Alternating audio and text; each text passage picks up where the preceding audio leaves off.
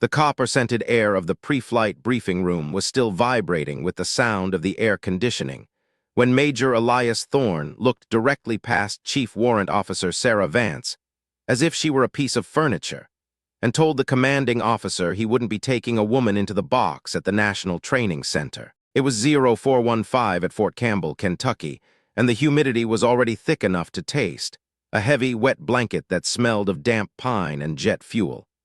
Sarah sat in the third row of plastic chairs, her flight suit crisp, her hands resting flat on her knees. She didn't flinch. She didn't look at the men around her who suddenly found the floor very interesting. She simply watched the dust motes dancing in the beam of the overhead projector, her expression as unreadable as a flight slate before the first mark. Sarah Vance was not a woman who lived in the world of words. She lived in the world of tolerances, torque, and the specific, rhythmic heartbeat of a T700 GE 701D engine. She had grown up in a town called Oliphant, Pennsylvania, a place where the air always felt gray, and the men came home with coal dust etched into the lines of their faces like permanent ink. Her father had been a diesel mechanic who treated engines with more tenderness than he treated his own children, and Sarah had learned early that if you listened closely enough, a machine would tell you exactly where it was hurting. By the time she was 12, she could strip a carburetor in the dark. By 20, she was the only woman in her flight class at Fort Rucker who could tell the difference between a minor hydraulic flutter and a failing primary servo just by the way the stick vibrated against the palm of her hand. She was what the older pilots called a natural, though Sarah hated the word. It implied she hadn't earned it. It implied that the thousands of hours she'd spent staring at technical manuals and the hundreds of mornings she'd spent on the flight line before the sun was even a suggestion were just a gift of birth. She was controlled, a woman of singular focus who viewed her emotions as external variables to be managed, like crosswinds or fuel weights. She didn't need Thorne to like her. She didn't even need him to respect her. She just needed him to move out of the way so she could do the job. Major Thorne, however, was a man built on the old architecture of the Army. He was a decorated pilot with 2 tours in the sandbox and a chest full of ribbons that he wore like armor. To Thorne, the cockpit of a UH-60 Black Hawk was a sacred space, a place of brotherhood and unspoken understandings that he believed were fundamentally disrupted by the presence of a woman. He called it crew cohesion. He called it the intangible variables of combat. He never called it what it was, which was a fear of the unfamiliar. "I'm not questioning her record, Colonel," Thorne said, his voice a low, gravelly rasp that carried to the back of the room. He was standing by the map board, his sleeves rolled up to reveal forearms corded with muscle and scarred from a flash fire in Kandahar. "I'm questioning the mission. We're heading into NTC for a high-intensity rotation. We're going to be flying Nap of the Earth, Zero alum, under simulated electronic warfare. I need a crew that breathes together. I've got Miller ready to go. He and I have 500 hours together. Putting Vance in the left seat is an unnecessary risk to the airframe and the mission." Colonel Miller, the battalion commander, rubbed the bridge of his nose. He was a man tired of the politics of the new army, caught between the changing tides of regulation and the stubborn rocks of his senior officers. He looked at Sarah. He saw a woman who hadn't moved an inch since the briefing started. "Vance is the best stick in the 5th Battalion, Elias," Miller said quietly. "Her evaluations are flawless. Her check ride in the simulator last week was the highest score we've seen in 3 years. She stays on the manifest." Thorne turned, his eyes finally landing on Sarah. They were hard, gray eyes, the color of a winter sky over the Atlantic. "With all due respect, sir, a simulator isn't the Mojave, and a checklist isn't a gut feeling. I'm the pilot in command for the lead bird. I choose my co-pilot. I'm taking Miller." The room went silent. It was a blatant dismissal, a public stripping of Sarah's status that felt as sharp as a physical blow. Sarah felt the heat rise in her neck, a slow, burning tide of rage that she immediately suppressed, pushing it down into the same dark place where she kept her memories of Oliphant. She didn't argue. She didn't stand up and list her qualifications. She didn't remind Thorne that she had more night vision goggles time than half the captains in the room. She simply reached for her notebook, clicked her pen, and began writing down the weather frequencies for the Fort Irwin transition. She was loyal to the mission, and if the mission currently dictated that she be humiliated in front of her peers, she would bear it with the same stoic endurance she'd used to survive survival school. She knew something Thorne didn't. She knew that the machine didn't care about his brotherhood. The machine didn't care about his ribbons. The machine only cared about physics, and Sarah Vance understood physics better than any man in that room. The transition to the National Training Center in California was a logistical nightmare of C-17 loads and desert tan paint. For Sarah, it meant being relegated to the flight ops tent, a windowless canvas box filled with the hum of servers and the smell of stale coffee. While Thorne and the rest of the crews were out scouting the box, the vast, lethal expanse of the Mojave Desert where the Army practiced for the end of the world, Sarah was tracking fuel loads and filing flight plans. She lived in a tent with 6 other women, none of them pilots. They were mechanics, signals analysts, and a supply sergeant from Georgia who snored like a freight train. Sarah didn't mind the company, but she lived on the periphery of their conversations. She was a ghost in her own unit, a pilot without a cockpit. Every morning at 0300, she would walk the flight line. It was her ritual, her way of staying connected to the airframes. The desert at night was a different world, cold, silent, and smelling of sagebrush and ancient dust. She would walk past the long line of Black Hawks, their rotors tied down, their silhouettes looking like prehistoric birds huddled against the wind. She always stopped at tail number 804, the bird Thorne had claimed for the rotation. He'd named it the Iron Horse, a name Sarah thought was unimaginative and arrogant. To her, 804 was just a machine, a complex assembly of 20,000 parts all trying to fly apart at the same time. She would run her hand along the fuselage, feeling the cold rivets under her skin. It was on the 4th morning that she felt it. It wasn't a visible crack. It wasn't a leak. It was a vibration, so subtle it was almost psychic. She had her palm pressed against the transmission housing access panel, and she felt a microscopic shudder. It was rhythmic, timed with the wind as it caught the main rotor blades. Most people would have dismissed it as the wind. Sarah didn't. She closed her eyes, letting her consciousness flow into the metal. The vibration was off. It was a dissonance, a flat note in a symphony. It was coming from the input module of the number 1 engine. She spent the next hour with a flashlight and a set of feeler gauges she kept in the cargo pocket of her flight suit. She crawled into the doghouse, the upper deck of the helicopter where the engines and transmission lived. She checked the oil levels, the chip detectors, the safety wires. Everything looked perfect. On paper, 804 was the healthiest bird in the fleet, but Sarah knew better. The metal was whispering to her, and it was saying that something deep inside the turbine was beginning to delaminate. She reported it that afternoon to the maintenance officer, a captain named Holloway who was currently drowning in a sea of red-lined status reports. "Vance, I don't have time for vibes," Holloway said, not looking up from his ruggedized laptop. "I've got 3 birds down with sand-pitted blades and a hydraulic leak on 812 that's spraying fluid like a garden hose. 804 just had a full-phase maintenance check 2 weeks ago. The logs are clean." "The logs are wrong, Captain," Sarah said, her voice low and steady. "The input module has a high-frequency harmonic. It's subtle now, but once they start pulling torque in the heat of the day, it's going to accelerate. It's a bearing or maybe a seal. It needs to be pulled." Holloway finally looked up, his eyes bloodshot. "Do you have a sensor reading? A diagnostic code?" "No, I have my hand." Holloway let out a short, cynical laugh. "Thorne would have my head if I grounded his lead bird because you felt something.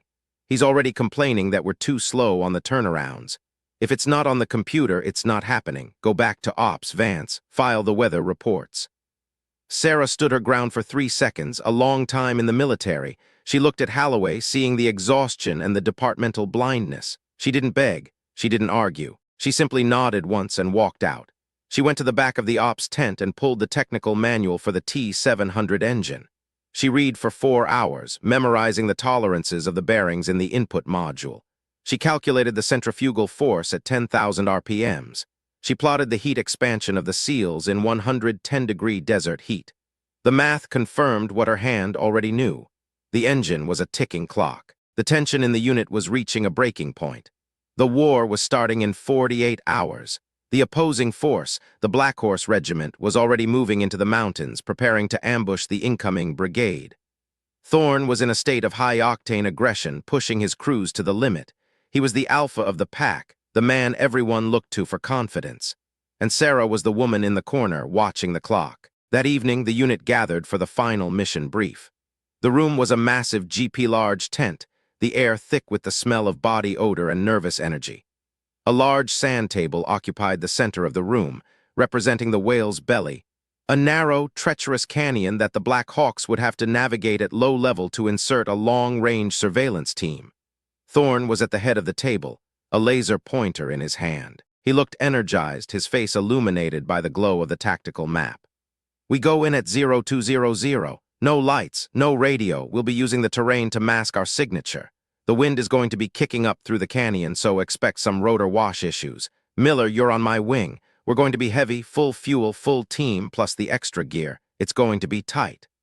Sarah sat in the back, her notebook open. She looked at the map, seeing the elevation changes, the thermal pockets, the way the wind would shear off the canyon walls. She saw the danger Thorne was ignoring. In the heat of the Mojave, even at 0200, the air was thin. High and hot was the pilot's nightmare. The engines would have to work twice as hard to provide the same lift. "Sir," Sarah said. It was the first time she had spoken in a briefing since arriving at NTC. The room went silent. Thorne stopped, his laser pointer hovering over a mountain peak. He slowly turned his head to look at her. "Chief Vance, do you have something to add to the weather report? The density altitude for the whale's belly is going to be over 4,000 feet tonight," Sarah said, her voice projecting clearly. "With the load you're carrying, you're going to be at 95% torque just to maintain a hover at the LZ. If you hit any kind of wind shear, you're going to be redlining the engines." Thorne smirked, a quick, dismissive flash of teeth. "We've flown in worse, Chief. The Black Hawk has power to spare. Maybe if you spent more time in the cockpit and less time in the ops tent, you'd remember that." A few of the younger pilots chuckled. Sarah didn't blink. 804 has a harmonic in the #1 engine, Major. I've flagged it for maintenance. If you push that engine to 100% in that heat, the bearing is going to seize." Thorne's expression hardened. The smirk vanished, replaced by a cold, sharp anger. He stepped away from the sand table and walked toward her, stopping only when he was inches away. He was a foot taller than her, a wall of desert camo fabric and authority. "I checked the maintenance logs, Vance," Thorne said, his voice a low hiss. "Captain Holloway told me about your premonition. There is nothing wrong with my bird. You're trying to find a way to stay relevant because you're pissed off that I didn't put you on the flight roster. It's transparent and it's unprofessional. You will stay in the ops tent. You will monitor the radios, and you will keep your vibes to yourself. Is that clear?" Sarah looked up at him. She didn't see a superior officer. She saw a man who was blinded by his own legend. A man who was about to fly a dozen soldiers into a catastrophe because he couldn't admit a woman might know something he didn't. "Clear, Major," she said. The next 24 hours were a blur of activity. Sarah worked her shift in the ops tent, her face a mask of professional neutrality. She watched as Thorne and Miller pre-flighted their birds. She saw Thorne slap the side of 804, a gesture of affection for a machine he didn't truly understand. She saw him climb into the cockpit, his helmet on, his face obscured by the dark visor. She stayed in the ops tent as the sun went down, the sky turning a bruised purple before plunging into the absolute black of the desert night. The hum of the radios was the only sound, a constant static sea of Wilco and Roger and out. At 0145, the sound of rotors began to thump in the distance. It was a low, rhythmic vibration that Sarah felt in her teeth. She stood outside the tent for a moment, watching as the shadows of the Black Hawks lifted off the flight line, their navigation lights off, their shapes disappearing into the blackness of the mountains. She went back inside and sat at her station. She had a headset on, listening to the encrypted frequency. There was no talking. Radio silence was strictly enforced for the insertion. She followed them on the blue force tracker, a digital map that showed the little blue icons of the helicopters moving slowly across the desert. 0210. They were entering the whale's belly. 0215. They were nearing the LZ. 0218. The icons stopped moving. They were in the hover, dropping the LRS team. Sarah leaned forward, her eyes fixed on the screen. She was imagining the cockpit, the green glow of the night vision goggles, the sweat stinging Thorne's eyes, the way the stick would be fighting him as the desert wind whipped through the canyon. She could almost feel the vibration of the engines. She could feel the #1 turbine screaming, the heat building in the bearings, the metal expanding beyond its limits. Then the radio erupted. "Mayday, Mayday, this is lead 01. We have an engine fire. #1 engine is out. We are losing altitude. We're going down in the canyon." Thorne's voice was unrecognizable. The gravelly confidence was gone, replaced by the raw, jagged edge of panic. In the background, Sarah could hear the scream of the master caution alarm, a high-pitched wail that meant the machine was dying. The blue icon for lead 01 began to flicker. It drifted away from the LZ, moving erratically toward the canyon wall. Lead 02, we're losing tail rotor authority. Miller's voice came over the net, desperate. The fire is spreading to the housing, we can't get close. In the ops tent, the air seemed to freeze. The colonel stood up, his face pale. The radio operators were frozen, their hands hovering over their keys. Sarah didn't wait for an order. She didn't ask for permission. She knew exactly what was happening. The bearing had seized just as she'd predicted. The sudden stop had snapped the drive shaft, and the resulting friction had ignited the oil lines. Thorne was flying a burning brick in a narrow canyon, and he didn't have the skill to manage a single engine landing in those conditions. She stood up, her movements fluid and precise. She grabbed her flight helmet from the rack and headed for the door. "Vance, where are you going?" Miller shouted. 812 is fueled and ready on the line, Sarah said, not looking back. The medevac bird is 10 minutes out. Thorne has about 90 seconds before he hits the wall. I'm going to get him. You don't have a co-pilot. I don't need one, Sarah said, her voice cold and hard as a Scranton winter. I know the machine. She ran into the night, the Kentucky dust replaced by the dry, stinging sand of the Mojave. She reached 812, the bird with the hydraulic leak that Holloway hadn't fixed yet. She didn't care. She climbed into the pilot's seat, flicking switches with a speed that came from years of muscle memory. The APU roared to life. The rotors began to turn, a slow, heavy thrum that built into a scream. She was alone in the cockpit, but she didn't feel alone. She felt the machine. She felt the leak in the hydraulic line, a tiny, rhythmic pulse under the floorboards. She compensated for it before she even lifted off. She pulled the collective, and the Black Hawk rose into the air like a vengeful ghost. She didn't follow the flight path. She didn't worry about the enemy radar. She pushed the nose down and headed straight for the whale's belly, the desert blurring beneath her in a sea of gray and shadow. As she flew, she listened to the radio. Thorne was still screaming. He was trying to auto-rotate, but he was doing it wrong. He was fighting the aircraft instead of letting it fly. He was trying to force the machine to obey him, and the machine was rebelling. "Thorne, this is Vance," she said, her voice cutting through the panic on the net like a scalpel. "Shut up and listen to me. You have one engine and a fire in the housing. You're losing lift on the left side. Stop fighting the cyclic. Let the nose drop. Give it 10 degrees of forward tilt." There was a moment of silence, a gap in the chaos. "Vance," Thorne's voice was small, broken. "Listen to my voice, Elias," she said, and for the first time she used his name. "I can feel what your bird is doing. You're too heavy. You need to dump your external stores. Now, then you're going to flared turn into the wind. I'm 3 miles out. I'm coming to the floor of the canyon. You're going to land that bird, or I'm going to catch you on the way down." The air in the canyon was a vortex of heat and dust. Sarah dived into the whale's belly, the canyon walls closing in on either side like the jaws of a trap. She could see the fire now, a bright orange blossom against the blackness. 804 was trailing a plume of thick, oily smoke, its rotors wobbling as it struggled to stay level. She brought 812 in low, hovering just feet above the jagged rocks of the canyon floor. The dust was a blinding storm, but Sarah didn't need to see. She felt the ground through the rotors. She felt the distance. "Drop it, Thorne," she commanded. "Now!" She watched as 804 plummeted toward the earth, the fire licking at the tail boom. At the last possible second, Thorne flared, the nose of the helicopter pulling up in a desperate attempt to slow the descent. The bird hit the ground with a bone-jarring thud, the landing gear buckling, the rotors screaming as they struck the rocks and shattered into 1,000 deadly shards of composite.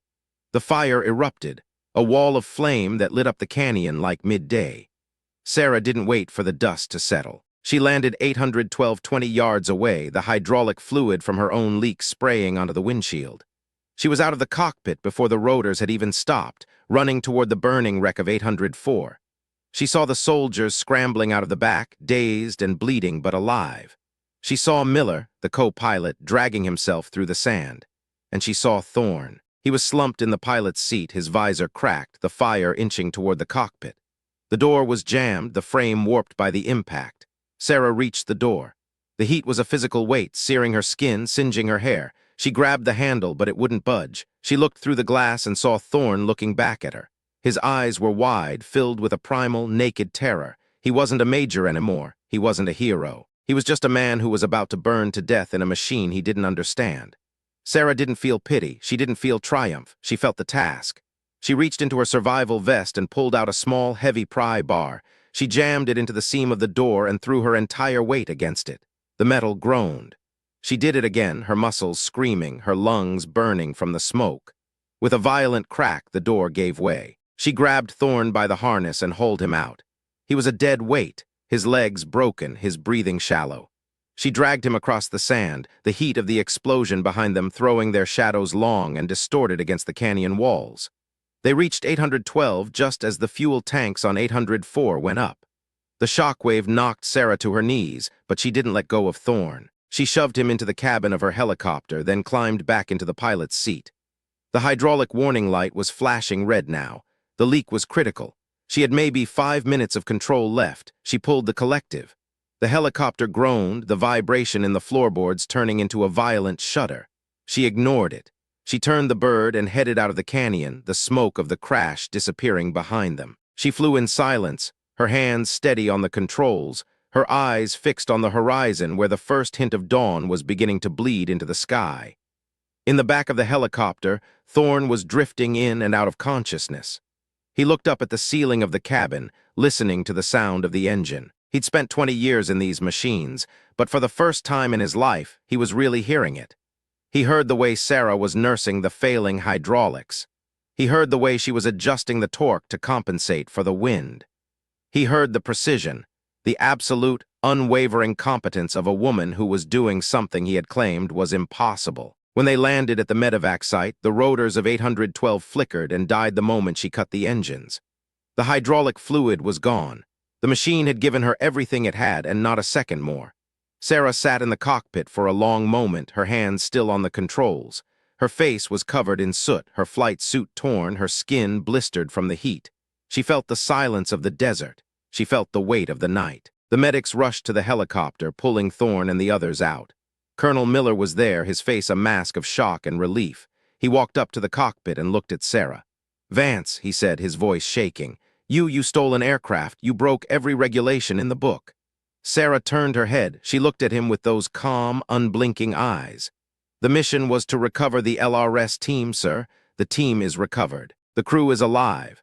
She unbuckled her harness and climbed out. She didn't look for Thorne. She didn't wait for a thank you. She began to walk back toward the ops tent, her boots crunching on the desert gravel.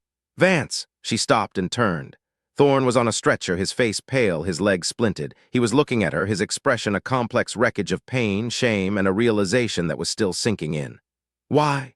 he wheezed. "Why did you come for me, after what I said, after what I did?" Sarah looked at him. She thought about the gray air of Oliphant. She thought about her father's hands covered in grease. She thought about the way a machine sounds when it's happy and the way it sounds when it's dying. "Because the machine doesn't care who's in the seat, Major," she said quietly. "And neither do I." She turned and kept walking, but the story wasn't over. The Army didn't work that way. As Sarah walked toward the tent, she saw a black SUV pulling up to the flight line. 2 men in suits got out, their faces grim. One of them was holding a digital tablet. She knew that look. It wasn't the look of a rescue. It was the look of an investigation. Sarah Vance had saved the crew, but she had also exposed a failure that reached far beyond Major Thorne. She had proven that the maintenance logs had been falsified. She had proven that the battalion's readiness was a lie, and in the military, sometimes being right is the most dangerous thing you can be. As she reached the ops tent, the man in the suit stepped into her path. "Chief Warrant Officer Sarah Vance?" "Yes. I'm Special Agent Carter with the CID. You're under arrest for the unauthorized misappropriation of a government aircraft and the endangerment of military personnel." Sarah didn't flinch. She didn't beg. She simply held out her wrists. But as the handcuffs clicked into place, she felt something she hadn't felt in a long time. She felt a new vibration, not from an engine, not from a helicopter. It was a vibration in the air around her, a shifting of the tectonic plates of her life. She looked past the agent, out toward the smoking remains of 804 in the distance. The sun was finally over the horizon, casting a long, golden light across the Mojave.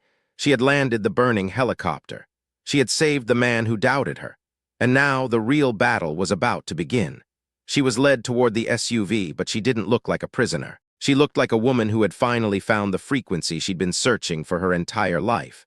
As the door closed behind her, the radio in the ops tent crackled to life one more time.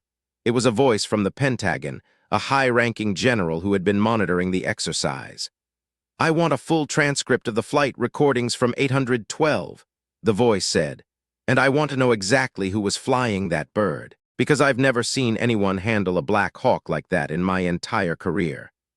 Sarah sat in the back of the SUV, her eyes closed, listening to the hum of the tires on the asphalt. She knew what the recordings would show. They would show a woman who didn't need validation. They would show a woman who was right. And she knew, with the same certainty she felt about the bearings in a T-700 engine, that the world she had just left was never going to be the same again. The SUV pulled away, heading toward the main base and the court-martial that awaited her. But Sarah Vance wasn't afraid.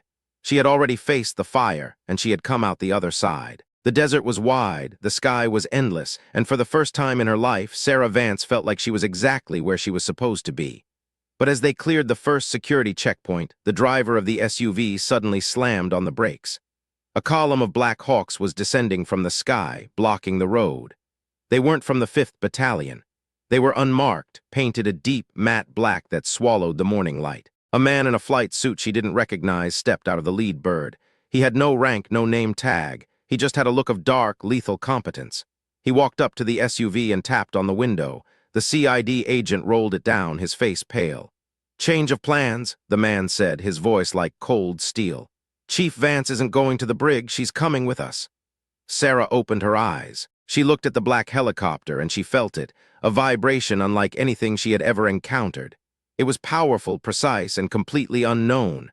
She looked at the man, and for the first time in the entire ordeal, a small, tight smile touched her lips. The gap had opened, and Sarah Vance was the only one who could close it. She stepped out of the SUV and walked toward the black machine, her head held high, the dust of the Mojave rising around her like a shroud. The world was about to find out exactly what she was capable of, and this time there would be no maintenance logs to hide the truth. As she climbed into the cockpit of the black helicopter, she didn't look back at the men who had dismissed her. She only looked forward into the vast, shimmering heat of the desert where the next mission was already waiting. The rotors began to turn. The ground began to shake. And Sarah Vance, the woman from Oliphant who could hear the heart of a machine, finally let herself breathe. The real story was only just beginning. The cabin of the unmarked Black Hawk smelled of ionized air, gun oil, and the sharp, antiseptic scent of electronics being pushed to their thermal limits.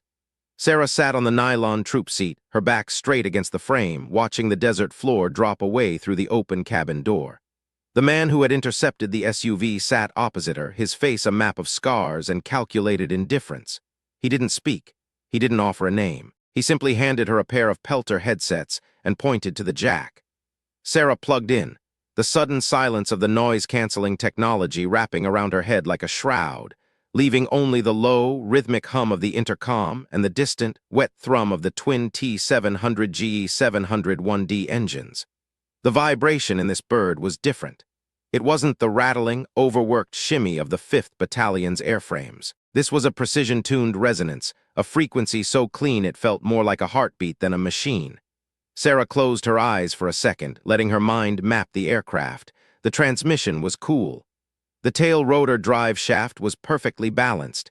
Even the bleed air system sounded like a well-rehearsed choir. This wasn't a standard Army bird. It was a customized MH-60M, the kind used by the 160th Special Operations Aviation Regiment, but stripped of all markings and outfitted with sensor suites she had only read about in classified circulars. "You're looking for the harmonic in the number 2 engine," the man said over the intercom. His voice was flat, devoid of the theatrical gravel Thorne had used to command respect. This was the voice of a man who didn't need to perform. Sarah opened her eyes. She didn't look at the gauges. She didn't need to. "There isn't one," she said, "but the forward transmission bridge has a 3% deviation in the planetary gears. You've got a slight drag on the high-speed shaft. It's not critical, but it'll cost you 4 knots on the top end if you don't shim it by Tuesday." The man stared at her. For the first time, the indifference wavered, replaced by a cold, clinical curiosity. He didn't look at his own tablet. He didn't check the maintenance logs. He just nodded once, a movement so small it was almost imperceptible against the vibration of the flight. "I'm Jack Graves," he said, "and you, Chief Vance, are officially a ghost. As of 5 minutes ago, your file in the Army Human Resources Command database has been flagged with a Category 5 national security hold. To the CID, you're in a secure holding facility in Kansas. To your battalion, you're a cautionary tale about what happens when a warrant officer forgets her place. To the world, you no longer exist. Sarah watched a cluster of Joshua trees blur into a brown smear beneath them. She didn't ask if it was legal. She didn't ask about her rights. She thought about the way Thorne's eyes had looked when the fire reached the cockpit, the way he had been ready to die because he couldn't imagine a world where the machine didn't obey him. "You didn't pull me out of that SUV to tell me I'm a ghost, Mr. Graves," Sarah said. Her hands were steady in her lap, the skin on her knuckles still stained with Thorne's blood and the soot from the engine fire. "You pulled me out because you have a problem you can't solve with a diagnostic computer." Graves leaned forward, his elbows resting on his knees. The light from the cockpit's glass displays threw a green glow across his face. "We have 3 birds down in the last 60 days. Different units, different theaters. One in Djibouti, one in the Philippines, and now Thorne's in the Mojave. All of them had catastrophic engine failures. All of them passed phase maintenance 48 hours prior. The NTSB and the Combat Readiness Center are calling it environmental factors. Sand, heat, pilot error." "It wasn't sand," Sarah said. "We know," Graves replied. "We found the wreckage of the bird in Djibouti. The #1 engine input module didn't just fail. It disintegrated.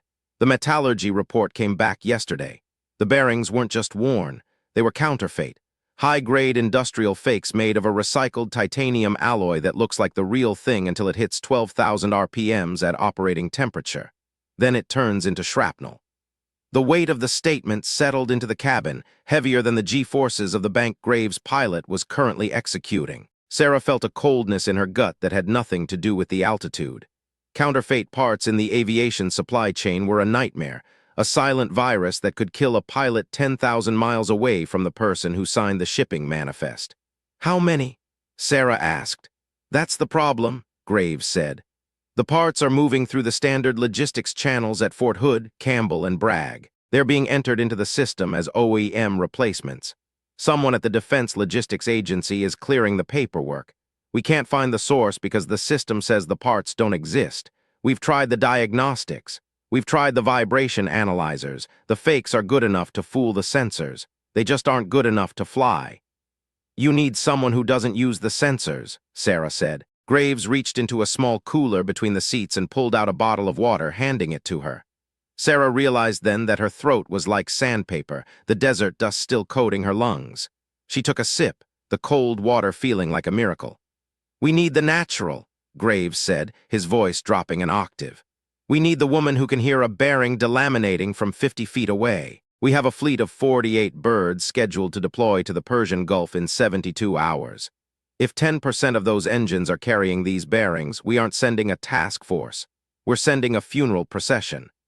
Sarah looked at the bottle in her hand. She thought about the women in her tent at NTC, the supply sergeant from Georgia, the mechanics, the people who did the work that no one saw, the people who were the first to die when the equipment failed.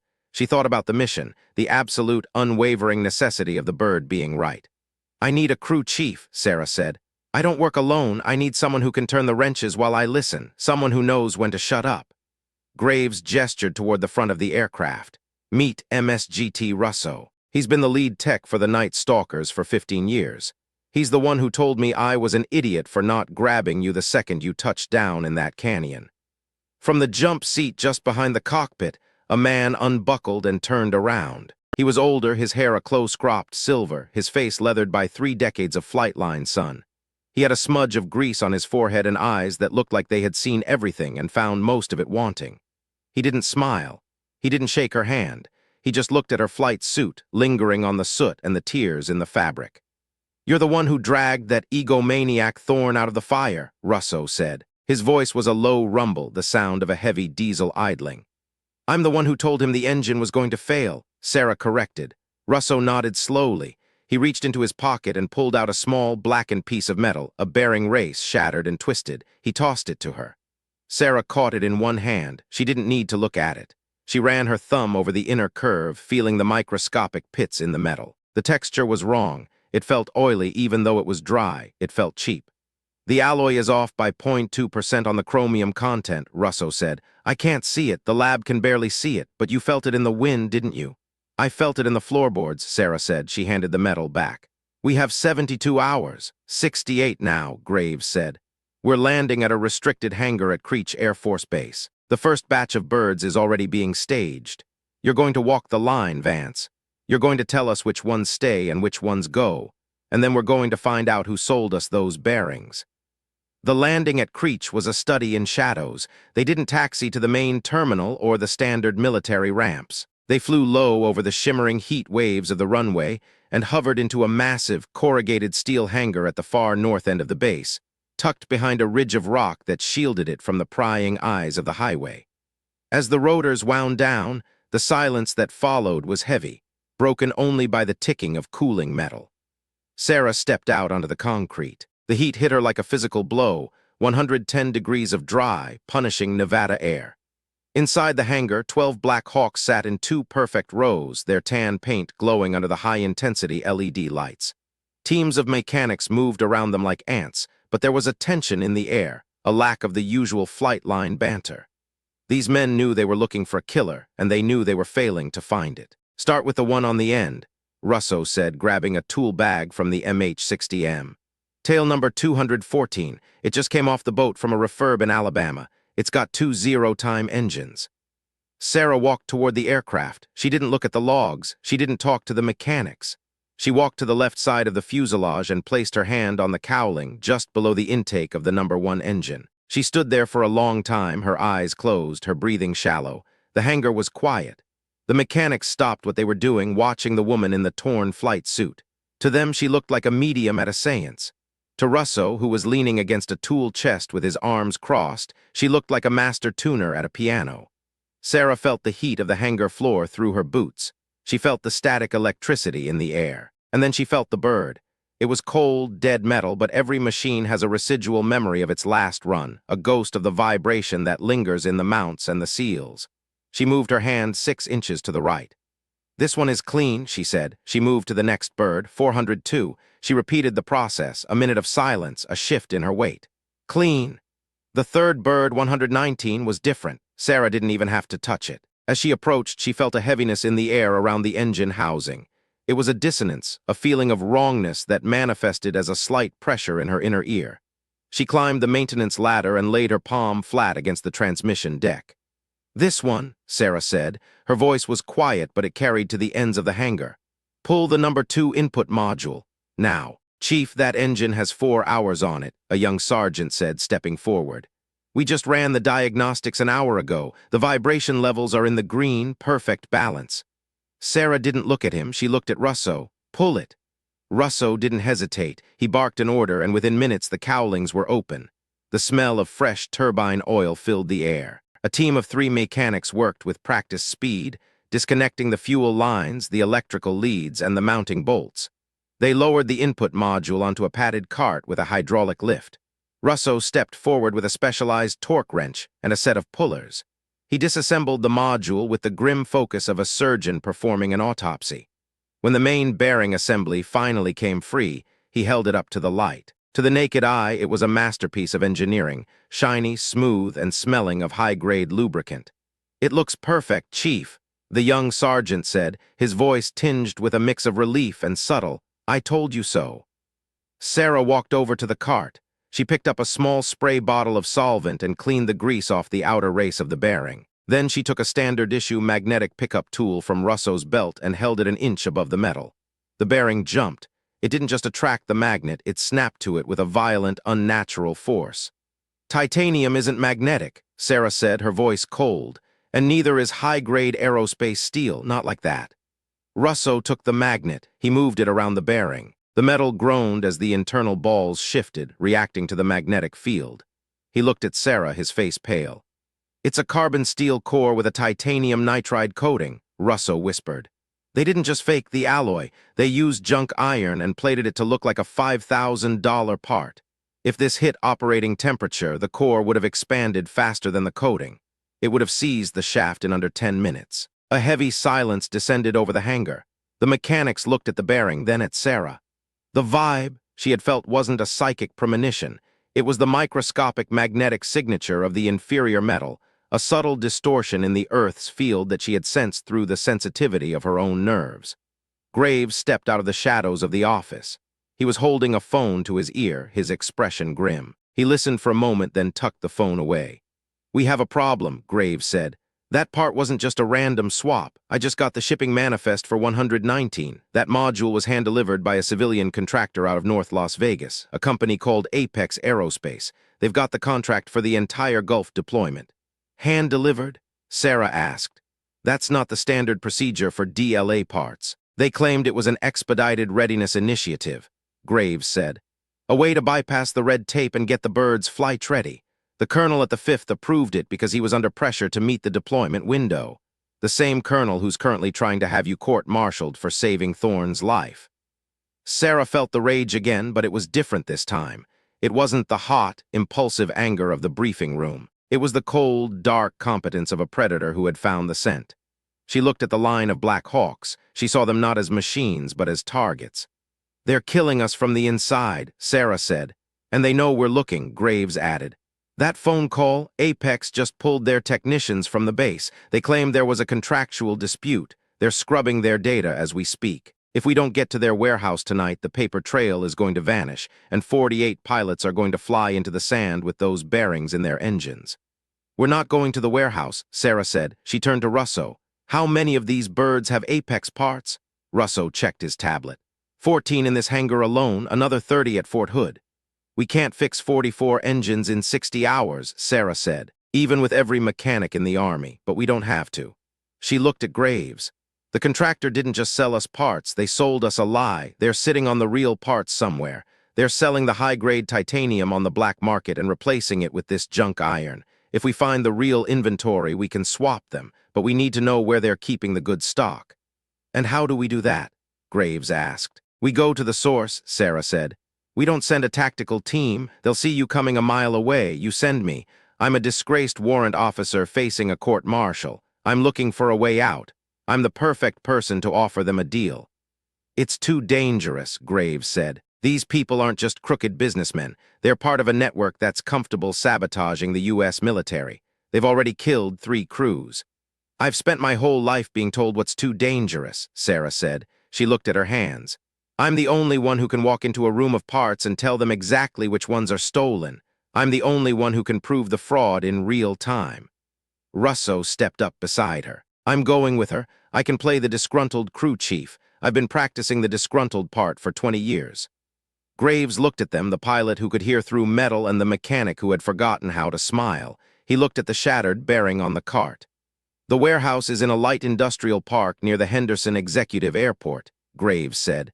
"It's a clean room facility, high security. We'll give you a wire and a backup team, but if it goes south, you're on your own. As I said, you're a ghost." "Good," Sarah said. "Ghosts don't have to follow the regulations." The drive to Henderson was a descent into the neon-flecked darkness of the Nevada night. Sarah sat in the passenger seat of a nondescript Ford F-150, wearing a civilian jumpsuit Russo had scrounged from the hangar. Her hair was pulled back into a tight, professional bun, but her eyes were restless, scanning the traffic, the shadows, the way the light reflected off the desert scrub. Russo was driving. He was silent, his large hands gripping the steering wheel with a relaxed intensity. They hadn't spoken since they left the base. They didn't need to.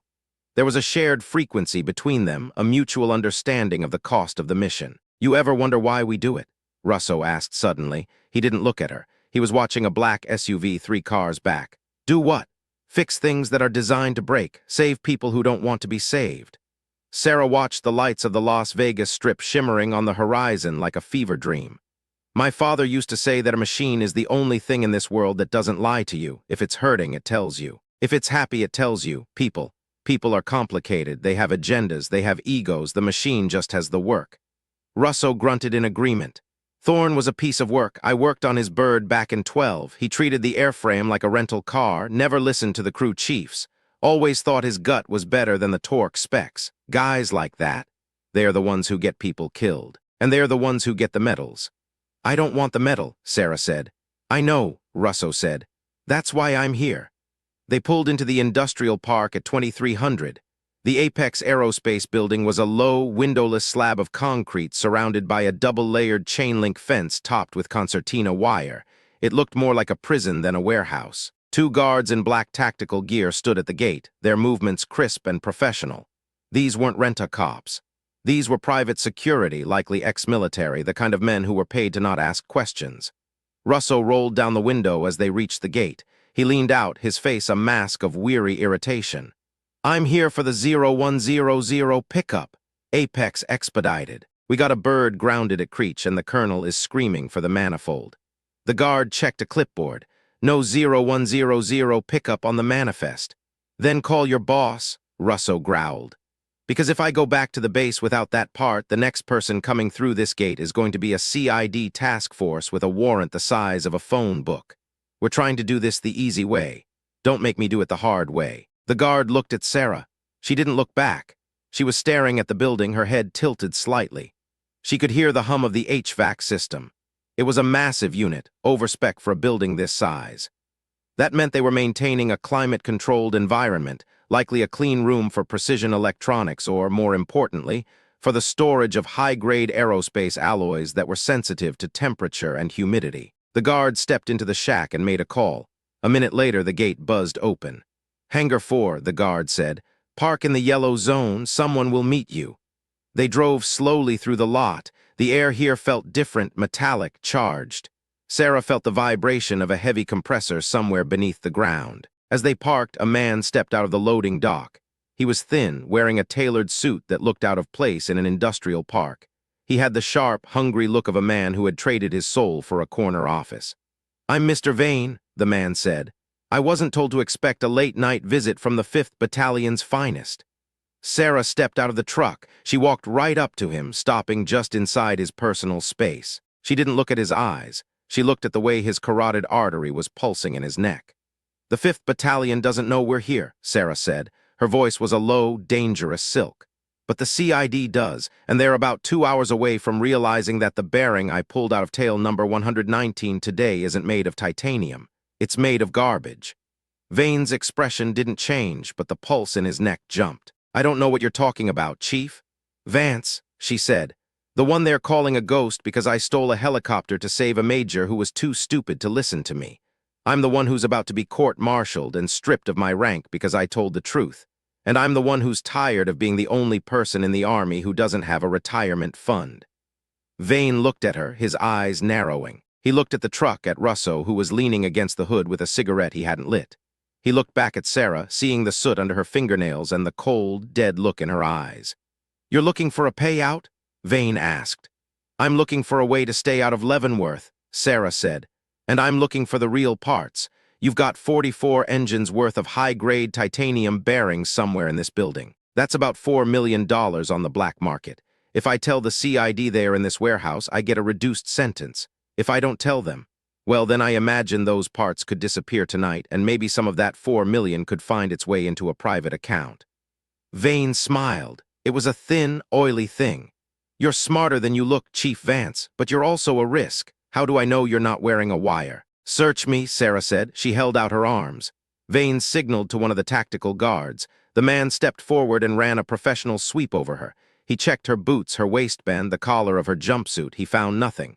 Graves had been smart. The wire was embedded in the frame of the truck, catching the audio from 20 feet away.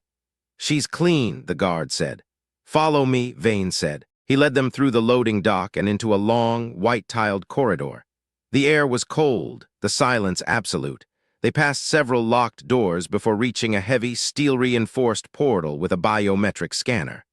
Vane pressed his thumb to the pad, and the door slid open with a hiss of pressurized air. Inside was a cathedral of theft. Rows of industrial shelving stretched to the ceiling, filled with orange crates bearing the seal of the Department of Defense. But these weren't the fakes. Sarah could feel it the moment she stepped into the room. The air was different here. It had the heavy, stable presence of real metal. She walked to the nearest crate and ran her hand over the lid. The vibration was perfect. A low-frequency hum that felt like a well-tuned engine. This was the high-grade titanium. The good stock. "Everything you need to equip a brigade," Vane said, sweeping his arm across the room.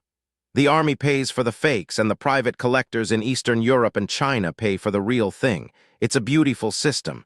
No one notices until a bird goes down, and by then the sand has usually destroyed the evidence. Except for the one I pulled, Sarah said. Yes, Vane said, his voice turning cold. The one you pulled, that was a mistake. Our technician got greedy and used a core that was too magnetic. It won't happen again.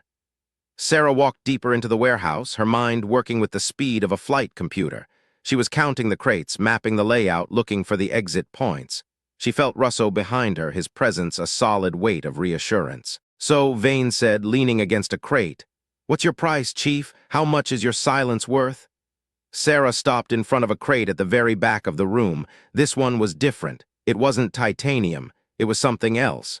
She felt a vibration that was sharper, more aggressive. It was a high-frequency whine that set her teeth on edge.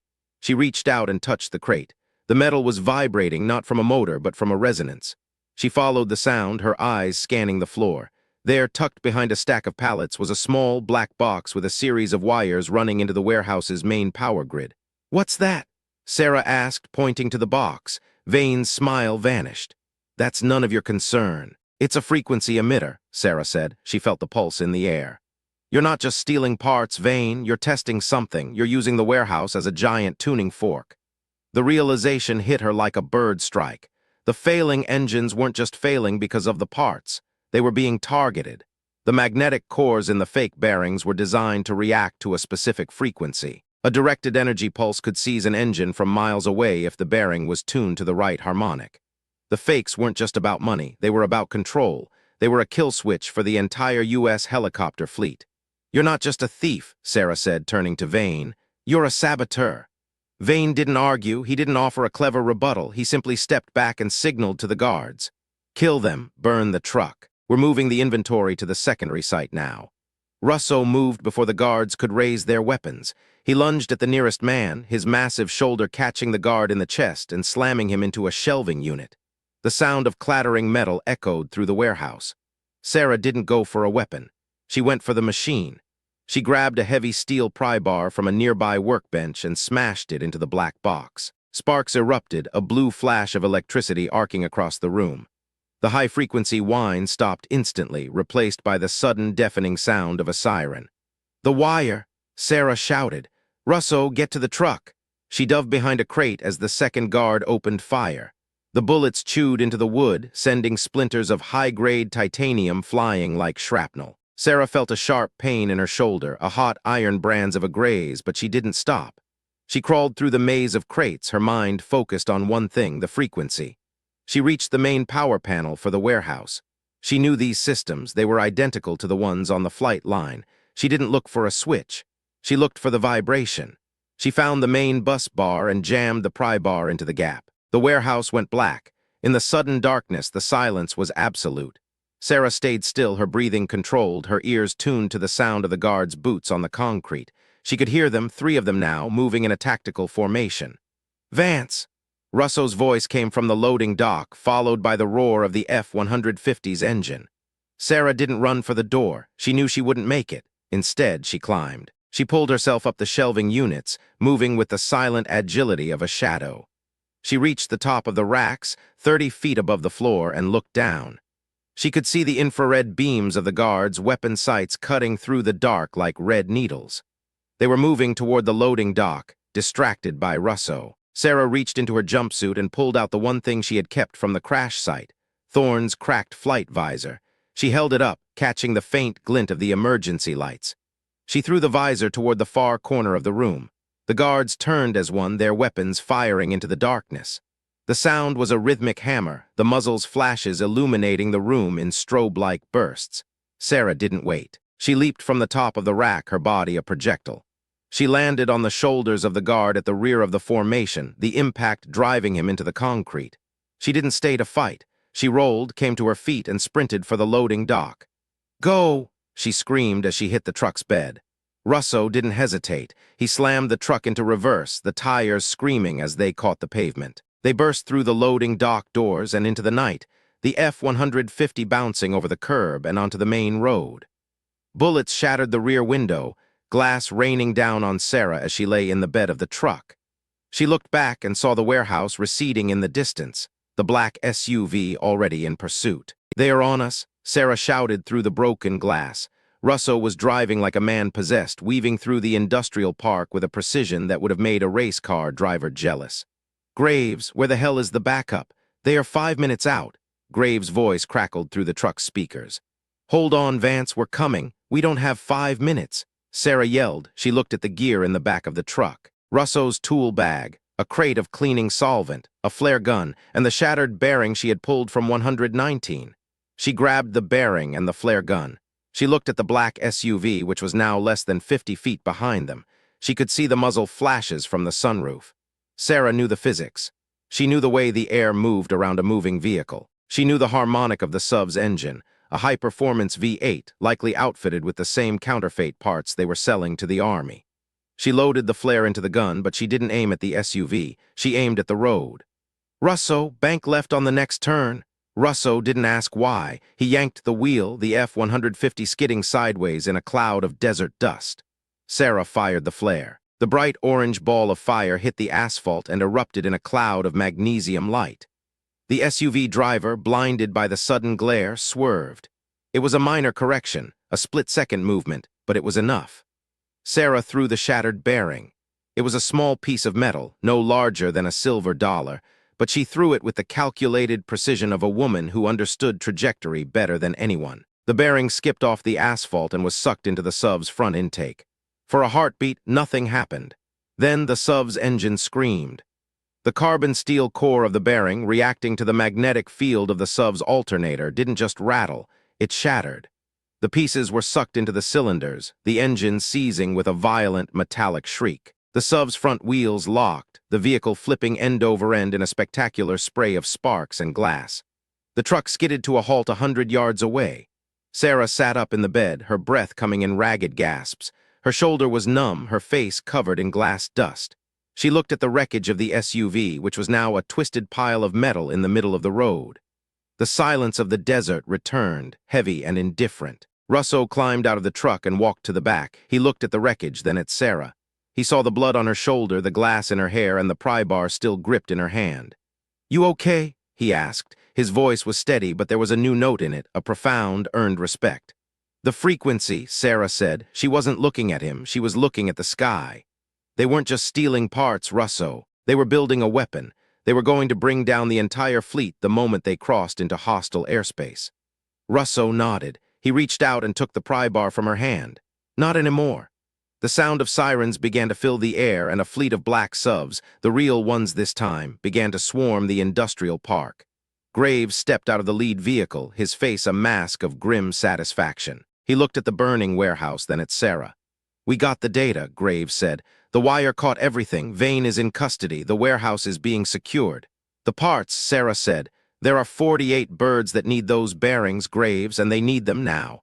"The transport planes are already on the tarmac," Graves said. "We're moving the inventory to the bases tonight, but we have a problem." "What problem?" Graves looked at the tablet in his hand. "Thorne, he's talking to the press. He's claiming the crash was a maintenance failure caused by unqualified personnel. He's making you the scapegoat for the entire incident to cover his own reputation. If his story sticks, the investigation into Apex gets buried under a mountain of military bureaucracy. They'll call it an isolated incident, and the people behind Vane will just disappear into the shadows." Sarah felt the coldness return. It was the institutional failure she had known was coming. The system didn't care about the truth, it cared about the narrative. And Thorne, with his ribbons and his brotherhood, was the perfect narrator. "He's lying," Sarah said. "I know," Graves said, "but he's a major with a Purple Heart, and you're a warrant officer with a pending court-martial. In the eyes of the Pentagon, he's the hero and you're the mistake." Sarah looked at the wreckage of the SUV. She thought about the vibration in the warehouse, the way the metal had whispered to her about the sabotage. She thought about the mission, the one she had been loyal to even when it cost her everything. "Then we changed the narrative," Sarah said. "How?" "Thorne is scheduled to fly the lead bird in the demonstration for the Secretary of the Army tomorrow morning at Fort Irwin," Sarah said. Her voice was quiet, but it had the weight of a death sentence. "He wants to prove the fleet is ready. He wants to prove he's back in the seat." She looked at Graves. "I'm going to be in that hangar, and I'm going to make sure the Secretary hears the truth." Not from me, from the machine. Vance, that's suicide, Graves said. They'll arrest you the moment you step on the flight line. Not if I'm the one who's supposed to be there, Sarah said. She looked at Russo. You still have those orders for the Readiness Initiative. Russo smiled. It was a slow, dangerous grin.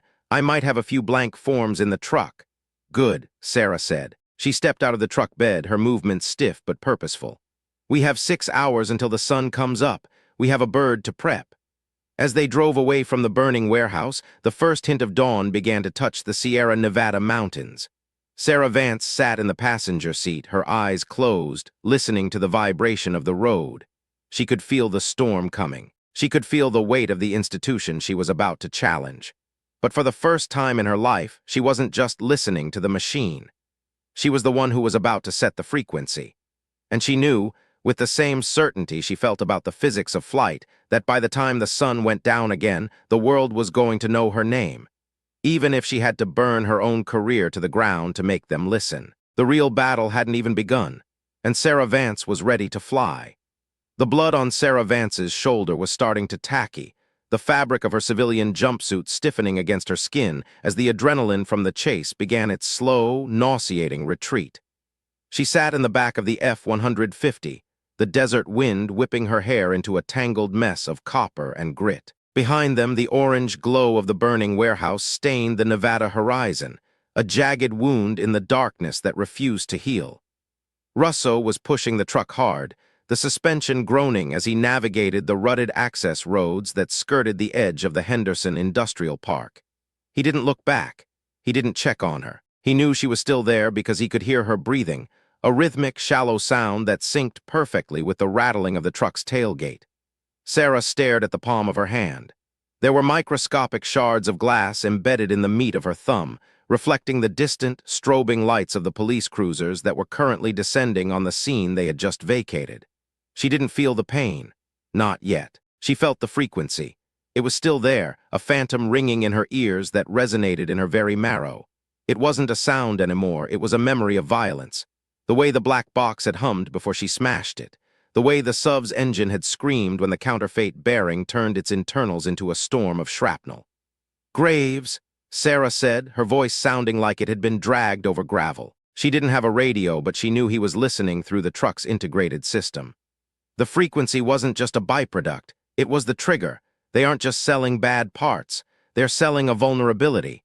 If you know the resonance of that carbon steel core, you can shatter the engine from 5 miles away with a directed microwave pulse. It's not sabotage, it's an execution. The truck's speakers crackled, Graves' voice cutting through the static with the cold precision of a scalpel. We suspected as much. The signals intelligence guys at NSA flagged a series of high-power bursts in Djibouti 48 hours before that first bird went down. We thought it was Chinese jamming. It wasn't. It was a test. They were ranging the target. Thorne is going to fly into that tomorrow, Sarah said. She shifted her weight, and a sharp, white-hot lance of pain finally tore through her shoulder, making her vision swim.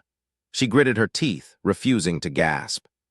He's going to take that lead bird up for the secretary, and if he's carrying those bearings, he won't even make it to the first waypoint.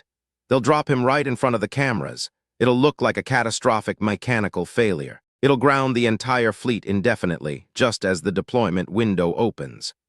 I can't stop the demonstration, Vance, Graves said, and for the first time there was a trace of something like regret in his tone.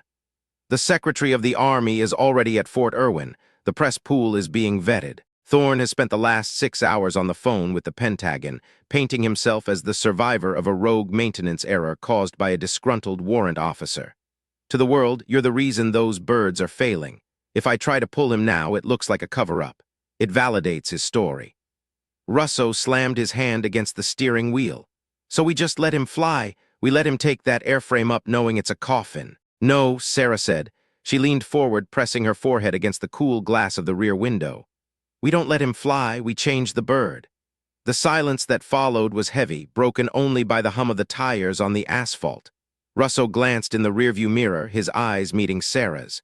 He saw the look in them, the dark competence, the absolute, unwavering clarity of a person who had already accepted the cost of what was coming. The inventory we just found, Sarah continued. The real titanium bearings, they're in the crates marked level 1 critical. If we can get 2 sets of those to Fort Irwin by 0300, we can swap them before the pre-flight inspection. We don't tell Thorne. We don't tell the command. We just fix the machine. You're talking about breaking into a secured flight line at a national training center during a VIP visit, Russo said, his voice a low rumble. That's not a court-martial, Vance. That's a one-way trip to a federal penitentiary. I'm already a ghost, Russo, Sarah said. She looked at the blood on her sleeve. And you've been disgruntled for 20 years. What's one more night of breaking the rules? They reached a darkened staging area 10 miles outside of Creech Air Force Base at 0100. It was a small, dusty turnoff used by BLM Rangers, now occupied by 2 unmarked black Suburbans and a small transport van. Graves was waiting for them, standing in the middle of the road with a tablet in his hand. He looked at Sarah as she climbed out of the truck, his eyes lingering on the red stain on her shoulder. He didn't offer a medic. He knew she wouldn't take one. We have the parts, Graves said, nodding toward the van. 2 complete input module assemblies, brand new verified metallurgy. My team pulled them from the warehouse 5 minutes after you cleared the dock. And the flight line at Irwin? Sarah asked. It's a madhouse, Graves said. Security is tripled. They have Delta Force elements doing the perimeter and secret service on the VIP suites. But the maintenance hangar for the lead bird is being run by a skeleton crew from the 5th. They're overworked, they're tired, and they're terrified of Thorne. He's been in there for 3 hours, screaming at the mechanics, making sure they've scrubbed every inch of the airframe to make it look pretty for the secretary. Sarah walked over to the van and pulled back the sliding door. The smell hit her immediately, the clean, metallic scent of high-grade aerospace steel and the sharp, chemical tang of preservative oil. She reached out and touched the housing of the first module. It was cold. It was perfect. She could feel the balance of it even in its crate, a stillness that only comes from precision engineering. How are we getting in? Russo asked, stepping up behind her. You're going in as the expedited logistics team, Graves said. I have the forged manifests. You're delivering mandatory safety of flight upgrades ordered directly by the Combat Readiness Center. It's a bluff. If anyone calls the CRC to verify, the whole thing falls apart. But at 0300 on a Tuesday morning, nobody calls anyone. They just sign the clipboard and get out of the way. Sarah picked up a heavy torque wrench from the van's tool chest. She felt the weight of it in her hand, the knurled grip familiar and grounding. I need 40 minutes per engine, she said. If the cowlings are already open, I can do it in 30, but I need total silence. I can't hear the seating of the bearings if there's a compressor running. I'll handle the crew, Russo said. I'll tell them the upgrade is classified. I'll send them to the mess hall for coffee. They won't argue with a master sergeant who looks this pissed off. They moved with the synchronized silence of ghosts. Graves provided a set of clean flight suits, standard Army ocs with no name tapes or rank, just the generic U.S. Army on the chest. Sarah pulled hers on over the bloodied jumpsuit, the stiff fabric pressing against her wound. She didn't flinch. She simply zipped it up and tucked her hair back under a black baseball cap. The drive to Fort Irwin was a 2-hour blur of shadows and sand. Sarah sat in the back of the van with the parts, her eyes closed. She wasn't sleeping. She was visualizing the engine. The T700G701D. She mapped every bolt, every safety wire, every fluid line in her mind. She practiced the movement of her hands, the specific pressure required to slide the input module into the transmission bridge without nicking the seals. It was a ballet of steel and torque, and she performed it 100 times in the silence of her own head. When they hit the main gate at Fort Irwin, the tension in the van became a physical thing. The MP at the gate was young, his eyes bloodshot and tired. He looked at Russo's forged credentials, then at the crates in the back. CRC upgrade? The MP asked, his voice flat. Ordered 4 hours ago, Russo growled, leaning out the window. The general wants these birds green-lighted by sunrise. You want to be the one who tells him we're sitting at the gate, or are you going to move that barrier? The MP didn't even check the manifests. He just waved them through. The maintenance hangar at the far end of the flight line was a cathedral of light in the desert darkness. Inside sat tail number 742, Thorne's lead bird. It had been polished until the tan paint gleamed like glass. A team of 4 mechanics were languidly wiping down the rotor blades, their movements slow with exhaustion. Russo stepped out of the van before it had even fully stopped. "Listen up," he barked, his voice echoing off the corrugated steel walls. "I'm Master Sergeant Miller from the 160th. We have a Level 1 critical safety upgrade for this airframe. The colonel wants it done now. Clear the floor. Go get some coffee. You're on a 30-minute break. The mechanics didn't hesitate. They saw the 160th on the paperwork Russo was waving, and they saw the look on his face. They dropped their rags and headed for the door, grateful for the reprieve. "You have 30 minutes, Vance," Russo whispered as the door clicked shut behind them. Sarah was already moving. She climbed the maintenance ladder with the grace of a predator, her hands finding the latches on the #1 engine cowling before she had even reached the top step. She swung the heavy panel open, the smell of warm oil greeting her like an old friend. This was the moment. The silence of the hangar was absolute, save for the low hum of the overhead lights. Sarah reached into the engine, her fingers dancing over the mounting bolts. She didn't use a light, she didn't need to. She worked by touch, the machine revealing its secrets to her through the tips of her fingers. Asterisk click, click, click. Asterisk the bolts came free in a rhythmic sequence. She disconnected the fuel lines, her hands moving with a speed that would have been impossible for anyone else. She felt the weight of the input module as it broke its seal, the fake, the killer, and she lowered it onto the lift Russo had positioned beneath her. "One out," she whispered. She didn't look at the part she had removed. She didn't need to. She knew what it was. She reached for the new module, the real titanium, and hoisted it into place. This was the hardest part, the alignment. If it was off by a fraction of a millimeter, the gears would strip the moment the turbine fired. Sarah closed her eyes. She pressed her cheek against the cold metal of the transmission housing. She listened, not with her ears, but with her skin. She felt the resonance of the air inside the casing. She shifted the module a hair to the left, a hair to the right. There. The module slid home with a soft, metallic asterisk thunk asterisk that felt like a heartbeat. "One in," she said. She repeated the process for the second engine, her movements becoming even more fluid, even more desperate as the clock on the hangar wall ticked toward 0400. Her shoulder was throbbing now, a rhythmic, pulsing heat that threatened to cloud her focus. She ignored it. She pushed the pain into a small, dark box in the back of her mind and locked the door. She was tightening the final safety wire on the #2 cowling when she heard the sound. It was a footstep, not the heavy, rhythmic tread of a mechanic, but the sharp, clicking sound of a polished boot on concrete. Sarah froze, her hand still inside the engine. She didn't breathe, she didn't move. "What the hell is going on in here?" The voice was unmistakable, Major Thorne. Sarah looked down from the ladder. Thorne was standing 10 feet away, his flight suit immaculate, his face a mask of arrogant confusion. He was looking at Russo, who was standing by the van, his hand inches from his concealed sidearm.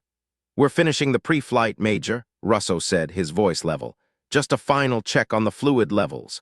Thorne's eyes narrowed. He looked at the van, then up at the ladder. He couldn't see Sarah's face in the shadows of the engine housing, but he could see her silhouette.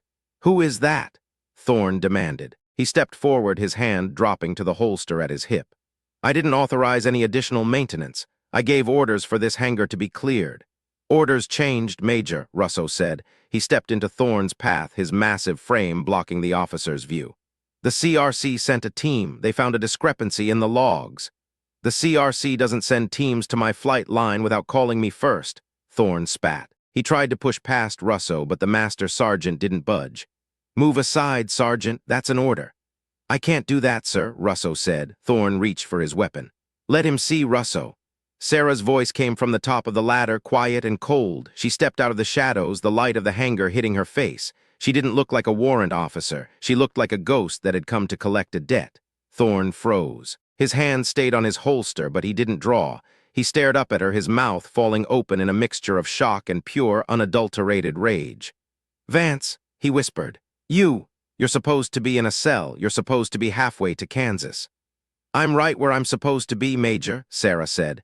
She climbed down the ladder, her movements slow and deliberate. She stood in front of him, the height difference between them disappearing under the weight of her presence. "I just finished fixing your bird." "You touched my aircraft?" Thorne roared. He stepped toward her, his face turning a dark, mottled red. "You sabotaged it. You're trying to kill me. You're trying to finish what you started in the Mojave." He turned to the door, screaming for the guards. "Security, get in here. I have a prisoner escapee. Security." Russo didn't move to stop him. He just looked at Sarah. "The guards are already on their way, Major," Sarah said, her voice never wavering. "Graves made sure of that, but they aren't coming for me. They're coming to escort the secretary to the flight line, and they're going to be very interested to know why you're so upset about a mandatory safety upgrade." Thorne stopped screaming. He looked at her, his eyes darting between Sarah and the van. Upgrade? What upgrade? The bearings, Thorn, Sarah said.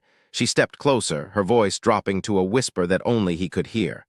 The ones you let Apex put in your engines because you were too busy sucking up to the Colonel to notice they were fakes. The ones that were designed to shatter the moment you hit 2,000 feet. You're lying, Thorn said, but the bravado was leaking out of him. He looked at the engine cowlings, then back at Sarah. Those parts were certified. The paperwork was clean. The paperwork was a lie, Sarah said. Just like your story about the crash, just like everything else you've done to get those ribbons on your chest. You didn't save those men, Thorn. I did. And today I saved you, not because I like you, not because I care if you live or die, but because that machine is under my protection, and I don't let my machines fail. The sound of heavy vehicles approaching the hangar filled the air. Headlights swept across the frosted windows. Thorn looked at the door, then back at Sarah. He saw the blood on her suit. He saw the exhaustion in her eyes, and for a fleeting second he saw the truth of what she was, something he could never be, something he would never understand. You're finished, Vance, Thorn hissed, his voice trembling. Even if you fixed it, you're a ghost, you don't exist. I'll tell them you attacked me. I'll tell them you were trying to plant a bomb. You can tell them whatever you want, Major, Sarah said. She turned to Russo. Is the bird green? Russo checked his watch. She's green, Chief. Then let's go, Sarah said. She walked toward the back of the hangar, toward the small personnel door that led to the shadows of the flight line. She didn't look back at Thorn. She didn't look back at the bird. They slipped out into the cold desert air just as the first of the VIP Suburbans pulled onto the concrete. Sarah leaned against the side of the hangar, the strength finally leaving her legs. She slid down the wall until she was sitting on the gravel, her head resting against her knees. The physical cost was finally coming due. Her shoulder was screaming, a jagged, tearing pain that made every breath a struggle. Her head was thunking with the rhythm of her heartbeat, and the world was starting to blur at the edges. She felt Russo's hand on her arm, a steadying weight in the dark. We have to move Vance, he whispered. Graves is waiting at the perimeter. Wait, Sarah said. She held up a hand. I want to hear it. They sat there in the darkness, hidden behind a stack of shipping containers as the sun began to peek over the horizon. They watched from a distance as the Secretary of the Army, a tall man in a dark suit, shook hands with Thorn on the tarmac. They watched the press cameras flash. They watched as Thorn climbed into the cockpit of 742, his chest puffed out, his ego restored. And then the engine started. The first turbine began its whine, a low-frequency hum that grew into a scream. Sarah closed her eyes. She felt the vibration through the ground, through the concrete, through the very air she breathed. It was perfect. The number 1 engine was a pure, clean note, no harmonic distortion, no magnetic drag, just the raw, unadulterated power of a machine operating at its peak. Then the number 2 engine joined in, the 2 frequencies weaving together into a chord of absolute stability. The rotors began to turn, the downdraft kicking up a storm of dust that obscured the VIPs. The Black Hawk lifted off the ground, hovering for a moment with a grace that felt like a miracle. Sarah felt a single tear track its way through the dust on her cheek. She didn't wipe it away. She just listened. She listened as Thorn pushed the collective, the bird surging forward into the morning sky. She listened as it climbed, the sound of the blades becoming a distant, rhythmic thrum. She listened until the sound was gone, lost in the vastness of the Mojave. He's safe, Russo said, his voice surprisingly soft. The bird is safe, Sarah corrected. She stood up, her body shaking with the effort. She looked at her hands, the hands that had fixed the machine, the hands that had saved the man who was trying to destroy her. They were covered in grease and blood and the fine, white dust of the desert. Where to now? Russo asked. Graves, Sarah said. He promised me a seat. They walked across the desert toward the perimeter fence, 2 shadows moving through the scrub. The high-stakes adrenaline had faded, replaced by a surreal, hollow exhaustion. Sarah felt like she was floating, her body no longer anchored to the earth. She thought about the mission. She had saved the fleet. She had prevented the sabotage. She had done the work that no one would ever know she had done. The cost was her life, her career, her name. But as she reached the fence where Graves' Suburban was waiting, she looked back one last time at the flight line. The sun was fully up now, the desert floor glowing with a golden, unforgiving light. She saw the colonel, the one who had tried to court-martial her, standing on the tarmac, looking up at the sky where Thorn had vanished. He looked small, he looked insignificant. Sarah Vance climbed into the back of the Suburban and closed the door. The silence of the vehicle wrapped around her like a shroud. Graves didn't speak. He just handed her a clean towel and a bottle of water. "Did you get it?" Sarah asked. Graves tapped the tablet on the seat next to him. "Every second of it. The sensors on Thorne's bird were linked to my system. We have the data on the real bearings. We have the proof that the parts were swapped. And we have the recording of Thorne's confession in the hangar." "Will it be enough?" "It'll be enough to bury Apex," Graves said. "And it'll be enough to keep you out of Leavenworth. But it won't be enough to give you back your rank, Sarah. Not yet. The institution is slow. It hates being wrong. They'll keep you in the shadows for a long time." "I don't care about the rank," Sarah said. She took a sip of the water, the cold liquid feeling like life itself. "I care about the next bird." Graves looked at her in the rearview mirror. He saw the woman who had just saved the Army's reputation and had received nothing but a bullet wound and a fugitive status in return. He saw the extraordinariness that everyone else had tried to ignore. "There are 43 more Black Hawks that need those bearings, Vance," Graves said. "And the logistics team at Fort Hood is still reporting unexplained vibration in their lead airframes. The saboteurs haven't given up. They're just regrouping." "Then we go to Hood," Sarah said. "You need a hospital," Graves said. "You're bleeding through your suit." "I have a first aid kit in the truck," Russo said from the driver's seat. "And I have a bottle of whiskey that says she's not going to a hospital until the job is done." Sarah leaned her head back against the seat and closed her eyes. The hum of the Suburban's engine was a comfort, a steady, reliable rhythm that reminded her of why she did what she did. She felt the weight of the mission, the loyalty that transcended ranks and regulations. She was a ghost. She was a fugitive. She was a woman who knew things no one else would believe. And as the SUV sped away from Fort Irwin, leaving the world of medals and ceremonies behind, Sarah Vance felt a small, quiet spark of hope. It wasn't the hope of a promotion or a public apology. It was the hope of a person who had found her purpose in the middle of the fire. The reckoning was coming. The institutional battle, the legal fight, the long road back to the light. But for now, there was only the next engine, the next vibration, the next truth that only she could hear. Sarah drifted into a shallow, fitful sleep, the sound of a perfect turbine echoing in her dreams.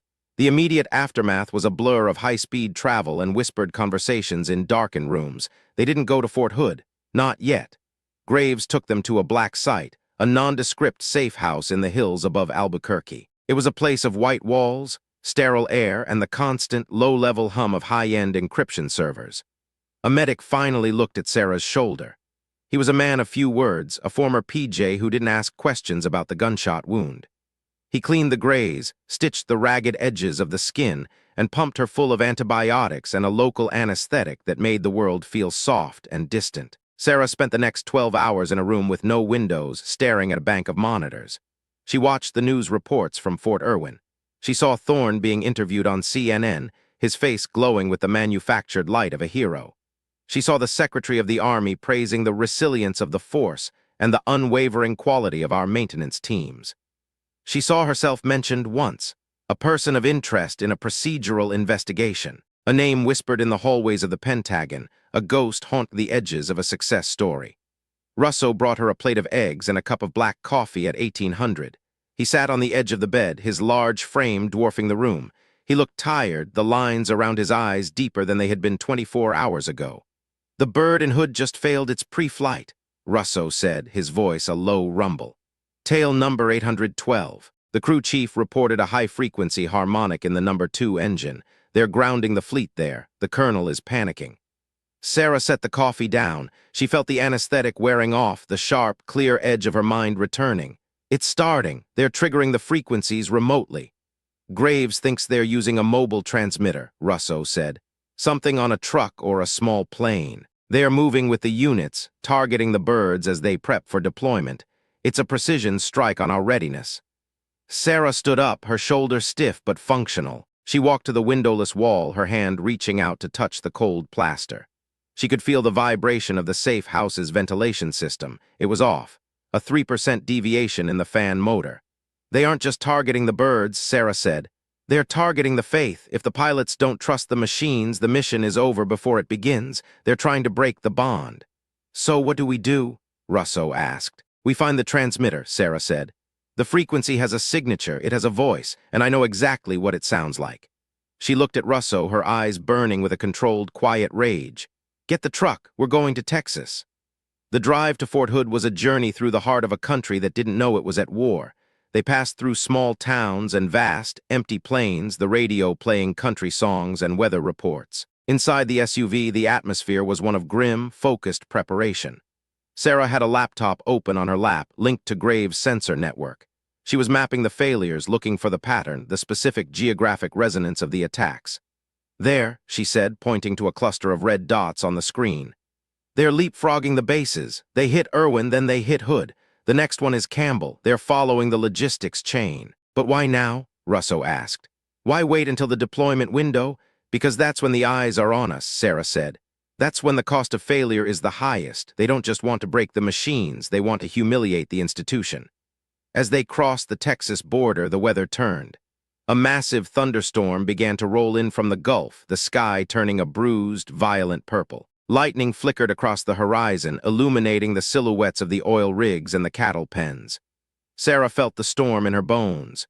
The static electricity in the air was thick, a physical pressure that made her skin crawl, and then she felt it, a vibration. It wasn't a mechanical failure, it wasn't the wind, it was a pulse, a high-frequency, rhythmic throb that resonated in the glass of the windshield.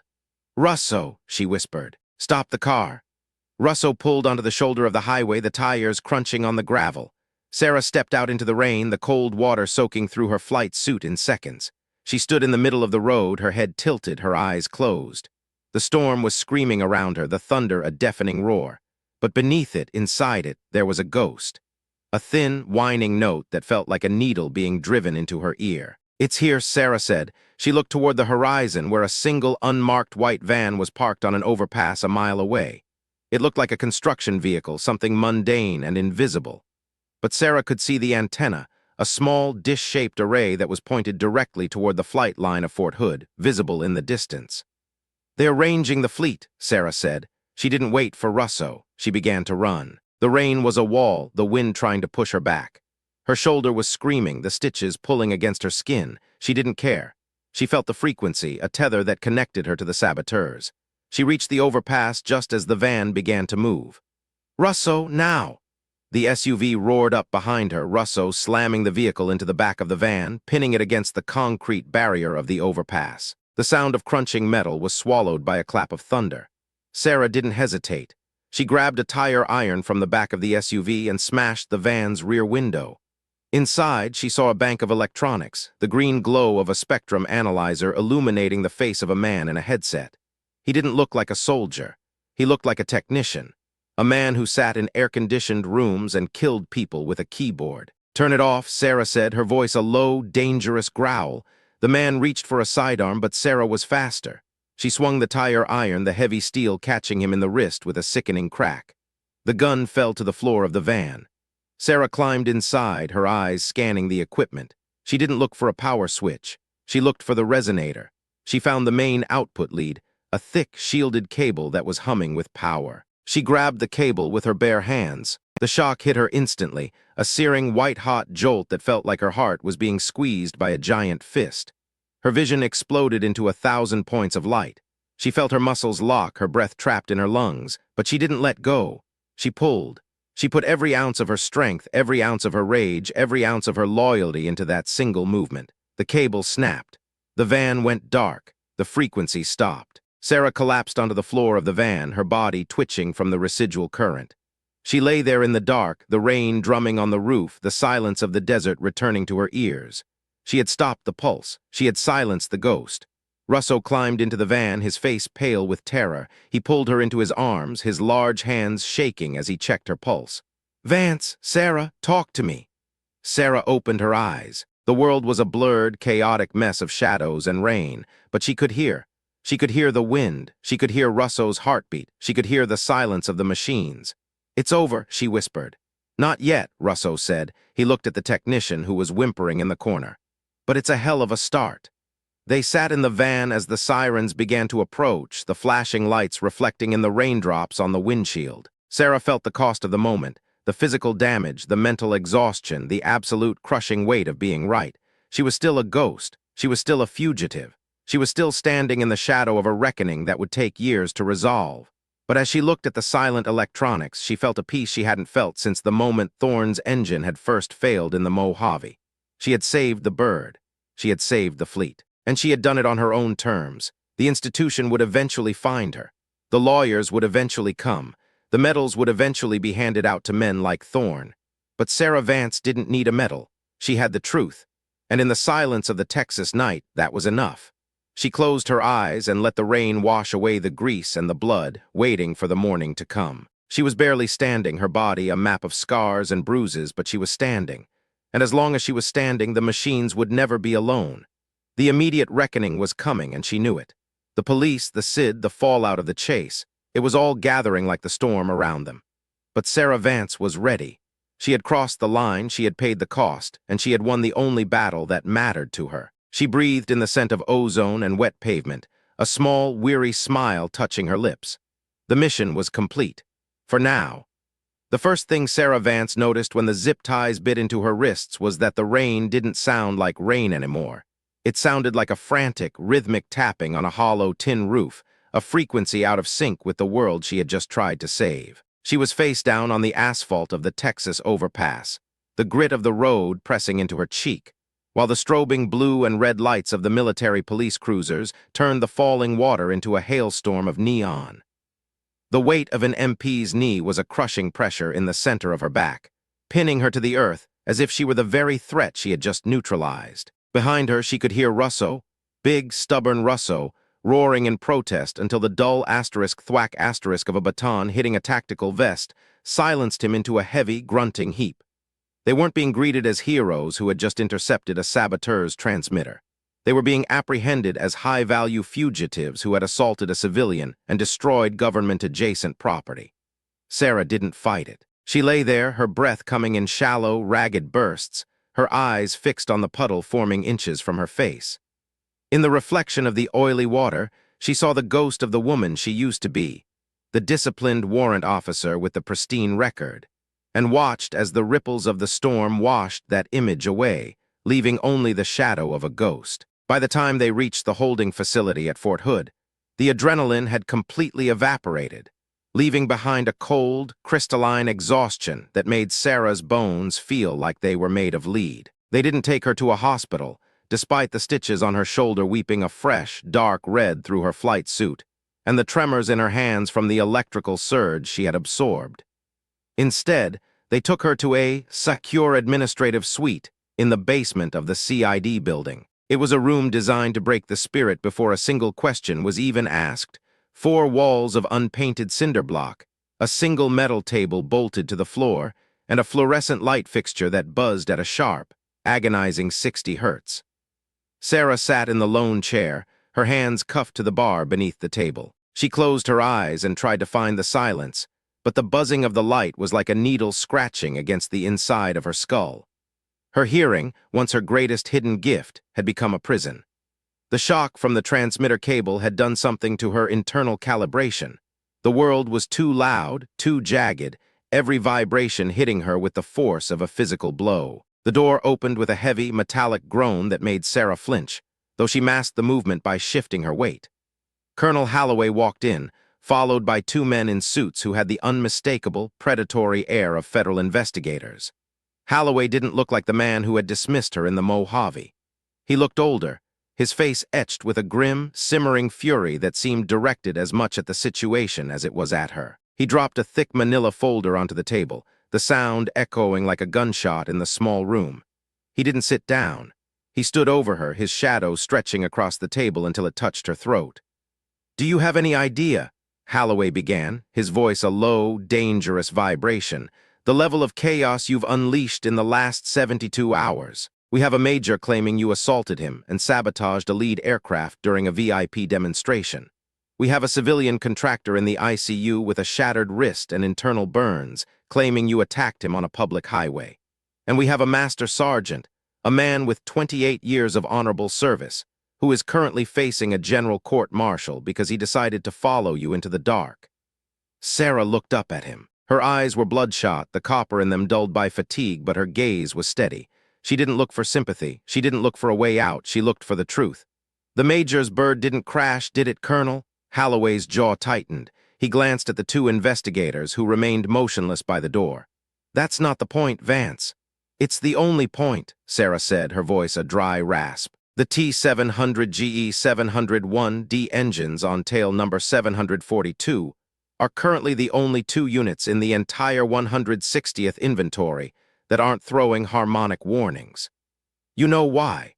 Because I spent 40 minutes in that hangar replacing the counterfeit garbage Thorne allowed into his supply chain. If I hadn't, the Secretary of the Army would be a smear on the desert floor, and you'd be the commander who oversaw the greatest aviation disaster in the history of this post. One of the investigators stepped forward, pulling a digital recorder from his pocket. Warrant Officer Vance, we have the transmitter you recovered from the van. Our technical teams are looking at it. They say it's a high-frequency burst emitter, but they can't find any record of it in any known inventory. They also found the parts you allegedly swapped in the back of your vehicle. They look identical to the OEM bearings. Metallurgy hasn't come back yet. To us, it looks like you've been chasing shadows and breaking laws to justify a breakdown you had in the Mojave. Sarah leaned back as much as the cuffs would allow. The metallurgy will show a carbon steel core with a titanium nitride coating. It's designed to look like the real thing, but the resonance frequency of that core is exactly 14, 2 kilohertz. The transmitter you found is a directed energy device that pulses at that exact frequency. It causes the bearing to expand at a rate the housing can't handle. The engine seizes in less than 4 seconds. It's not a breakdown, sir. It's a signature. The room went silent. The investigator looked at the recorder, then at Holloway. The specificity of her answer was a problem for them. It wasn't the rambling of a broken soldier. It was the testimony of a technician who saw the world in ways they couldn't comprehend. We checked the logs, Holloway said, his voice losing some of its edge. Thorne claims the maintenance was routine. He says you were there to plant something, not fix it. Then ask Thorne why he was in that hangar at 0300, Sarah countered. Ask him why he was screaming at the mechanics to clear the floor. He knew something was wrong, Colonel. He just didn't have the courage to admit he'd been compromised by Apex. He was going to fly that bird into the ground and hope he survived long enough to blame it on maintenance errors. He's a coward who values his career more than the lives of his crew. Holloway turned away, pacing the small width of the room. The institutional machinery was grinding. She could feel it. The Army didn't like being saved by a woman they had already decided was a liability. It didn't fit the narrative. It didn't look good on a report. If she was right, it meant the entire supply chain was infected. It meant the billions they had spent on the new fleet was a house of cards. It was easier, safer to make her the villain. You're being held under the National Security Act, Holloway said, not looking at her. Until we can verify your claims, you are a ghost. No phone calls, no lawyer, you don't exist, Vance. And if those parts come back as genuine OEM, you're never seeing the sun again. He walked out, the door slamming behind him with a finality that felt like the lid of a casket closing. Sarah sat in the dark, the buzzing light her only companion. She thought about Russo. She thought about the weight of his baton-hit vest. He had stayed. He had known the cost, and he had stayed anyway. That loyalty was a heavy thing, a debt she wasn't sure she could ever repay. She closed her eyes and tried to visualize the engine again, but the shock had blurred the lines. The perfect clarity she once possessed was flickering like a dying bulb. In a different part of the base, the reckoning was taking a different shape. Major Thorne sat in his office, the morning sun streaming through the windows, illuminating the rows of medals and commendations on his wall. He should have been celebrating. The secretary had personally thanked him. The press was calling him the Iron Pilot. But Thorne was staring at a glass of water on his desk. Every few seconds the water would ripple, a tiny, concentric circle that spoke of a vibration deep in the building's foundation. He knew what it was, or rather, he knew what it represented. He had seen Sarah Vance in that hangar. He had seen the blood on her suit and the absolute, terrifying competence in her eyes. He had spent the last 3 hours being briefed on the transmitter found in Texas. The CID was being quiet, but the technical guys were asking questions. They wanted to know about the unexplained vibrations in the other birds. They wanted to know why his aircraft, and only his aircraft, had shown 0 deviation during the flight. Thorne reached for his phone, his hand trembling slightly. He called a number that wasn't in any official directory. "We have a problem," Thorne whispered when the line picked up. "The problem is being handled," a voice responded, a voice that was cold, corporate, and entirely devoid of empathy. "The woman is in custody. The master sergeant is being neutralized. The transmitter was a prototype. Its loss is acceptable." It's not just the transmitter, Thorne hissed, glancing at his closed door. She knows the frequency. She told Holloway about the metallurgy. If they run the scan on the bearing she pulled, the whole contract is dead. Apex will be blacklisted, and I'll be the one they hang out to dry. The bearings in evidence will be replaced before the scan, the voice said. The chain of custody has already been compromised. Relax, Major, you are a hero. The institution needs you to be a hero. They cannot afford for the Iron Pilot to be a fraud. Your interests and the Army's interests are currently aligned. Just keep your mouth shut and let the process bury her. Thorne hung up, but the ripples in the water didn't stop. He looked at his hands and realized they were the source. The vibration wasn't in the building. It was in him. He was a man built on a foundation of stolen credit and managed perceptions, and for the first time, the weight of the lies was starting to exceed the structural integrity of the man. He thought about the men he had lost in the Mojave. He thought about the way the engine had sounded before it blew, that high-pitched, singing note that Sarah had warned him about. He had ignored her then, and he was ignoring her now.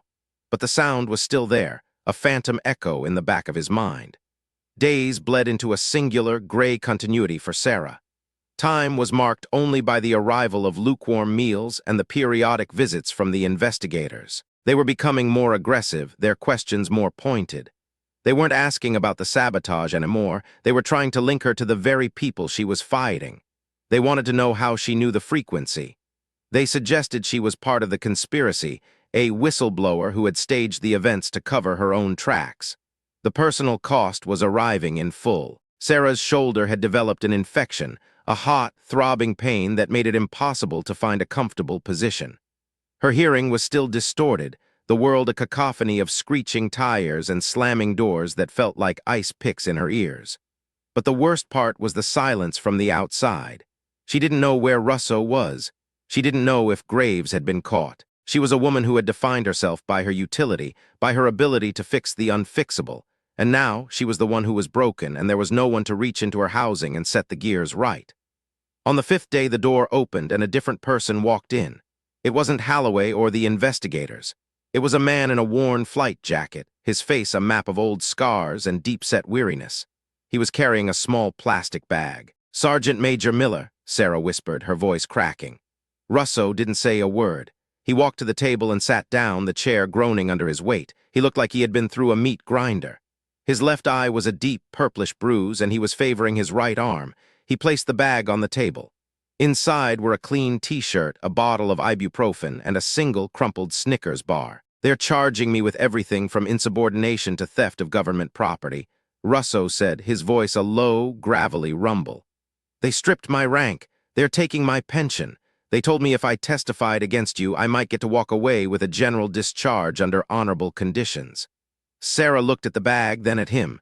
The weight of what he had lost hit her with the force of a tidal wave. "Russo, you should have taken the deal." Russo leaned forward, his eyes locking onto hers with a fierce, uncompromising loyalty. "I've spent 28 years in this man's army, Vance. I've seen heroes made out of cowards and good men destroyed by paperwork. I know what I saw in that hangar. I know what I felt when that transmitter died. I'm not testifying against the only person in this entire God-forsaken state who actually knows how to tell the truth." He reached out and touched her hand, the hand that was still cuffed to the table. "Graves is still out there. He's deep. He managed to get a message to me through a contact in the MP brigade. The metallurgy report came back this morning." Sarah held her breath. "And the bearings you pulled from Thorne's bird were 100% genuine titanium alloy OEM parts," Russo said, his voice flat. Sarah felt the world tilt. "That's impossible. I felt them. I heard them. They were fakes, Russo. They were the resonators." "I know," Russo said.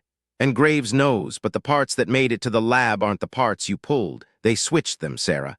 They've got people inside the evidence lockup. The institution is protecting the contract.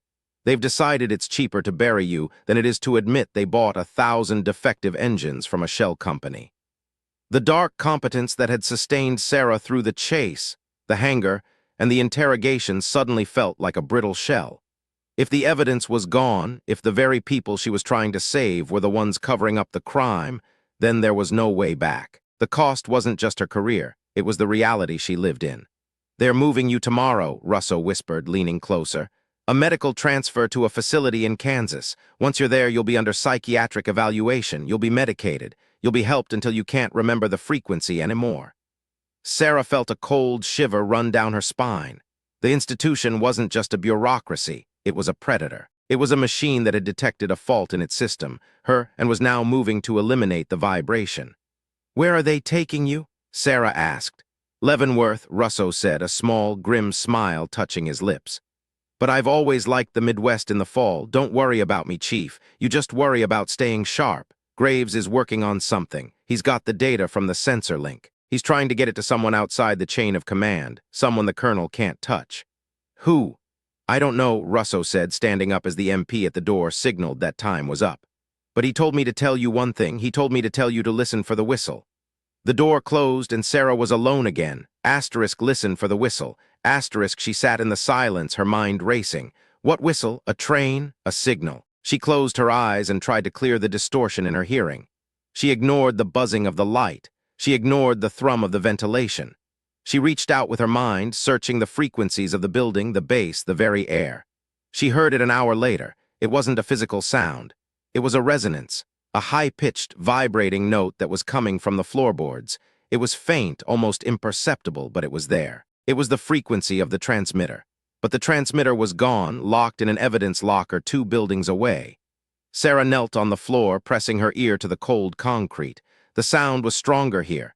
It was a rhythmic, pulsing whistle that felt like a heartbeat. She realized then that it wasn't a transmitter she was hearing. It was the base's backup generator system. They were doing it again. The realization hit her like a physical blow. Apex wasn't just targeting the Black Hawks. They were testing a larger application. The generators at Fort Hood were the same model used in dozens of forward operating bases across the globe. If they could find the resonance of the generator's turbine, they could shut down the power to an entire installation with a single pulse. They could blind the sensors, kill the communications, and leave the most powerful military in the world sitting in the dark. And the pulse was starting now. Sarah stood up and began to hammer on the door. Guard, I need to see Holloway now." The MP opened the small slat in the door. "Shut up, Vance, you're not seeing anyone." "The power," Sarah screamed. "Tell them to check the generators. The frequency is ramping up. In 10 minutes, this entire block is going to go dark." The MP laughed and closed the slat. Sarah looked at the fluorescent light. The buzzing was changing. It was becoming a whine, a thin, sharp sound that was climbing higher and higher. She could feel the vibration in the table, in the chair, in the very marrow of her teeth. She wasn't just a witness anymore. She was the only sensor left in the building that could hear the disaster coming. The institutional response had been to silence her, to protect the reputation of the fleet and the integrity of the contract. They had traded a woman for a major and a truth for a lie. But the machine they had tried to protect was already failing. The corruption wasn't just in the bearings, it was in the marrow. Sarah sat on the floor, her back against the cinder block wall. She didn't scream again. She didn't beg. She just listened. She listened as the whine reached a crescendo, a sound so high it was beyond the range of human hearing, yet she felt it like a blade against her skin. And then the light went out. The silence that followed was absolute. Not just the light, but the ventilation, the electronic locks, the hum of the bass, everything vanished. The darkness was a physical weight, thick and suffocating. Somewhere in the distance, an alarm began to wail, a lonely, battery-powered sound that only emphasized the void. Sarah sat in the dark, her heart hammering against her ribs. She was a ghost in a ghost building, a prisoner of an institution that was currently blind and deaf. This was the reckoning, not the one she had imagined, but the one that was earned. The men who had dismissed her, the major who had lied, the colonel who had protected the career over the mission. They were all sitting in the dark now, wondering why the world had stopped working. The personal cost had been everything. Sarah Vance had no rank, no home, no future. She was a wounded woman in a basement, her body failing her and her country forsaking her. But as she sat there, she felt a strange, terrifying clarity. The distortion in her hearing was gone. In the absolute silence of the blackout, her gift had returned. She could hear the base waking up in chaos. She could hear the shouts of the MPs, the frantic cranking of manual doors, the distant roar of a secondary backup that was already beginning to struggle with the same harmonic distortion. She could hear the world breaking. The door to her room clicked, not the electronic lock which had failed into a locked state, but a manual override. A sliver of light from a tactical flashlight cut through the darkness. Vance! It wasn't Russo. It wasn't Holloway. It was a voice she didn't recognize, a woman's voice, sharp and professional. "My name is Agent Kress, Department of Defense, Office of the Inspector General," the woman said, stepping into the room. She was wearing a dark suit, her face shadowed by the beam of her light. "We've been looking for you for a long time, Sarah. Graves said you were the only one who could hear it coming." Sarah stood up, her legs shaking. She didn't ask how they got in. She didn't ask what was happening. She only had one question. "Is the fleet grounded?" "The fleet is the least of our problems," Kress said, stepping forward to unlock Sarah's cuffs with a master key. "The entire western grid just took a harmonic hit. We're losing power from here to San Diego. It's not a sabotage anymore, Sarah. It's an act of war." Kress handed Sarah a small, handheld device, a spectrum analyzer. "Graves said you'd know what to do with this. He's at the main substation, but he can't find the source. He says the frequency is hopping too fast for the software to track." Sarah took the device. The weight of it was familiar. The glow of the screen was a beacon in the dark. She looked at the jagged lines of the frequency map, and even though the software was struggling, she could see the pattern. It wasn't hopping. It was breathing. It was a living, evolving signal that was adapting to the load of the grid. "It's not at the substation," Sarah said, her voice regaining the dark competence that had been her armor. "They are using the aircraft, the Black Hawks that are still on the line. Their rotors are being used as massive antennas. They're broadcasting from the flight line." Kress stared at her. "That's impossible. Those birds are cold." "They aren't cold," Sarah said, moving toward the door. "They're in pre-flight standby. The APUs are running. That's all they need. They're turning our own fleet into a weapon against our own infrastructure." Sarah walked out of the cell, her infection forgotten, her exhaustion pushed into that small, dark box in the back of her mind. She was a fugitive, a ghost, and a broken soldier. But the machine was failing, and she was the only one who knew how to fix it. They moved through the darkened corridors of the CID building, the emergency lights casting long, distorted shadows. Sarah could hear the panic in the voices of the men they passed, the same men who had interrogated her, now reduced to shouting into dead radios. They didn't even see her.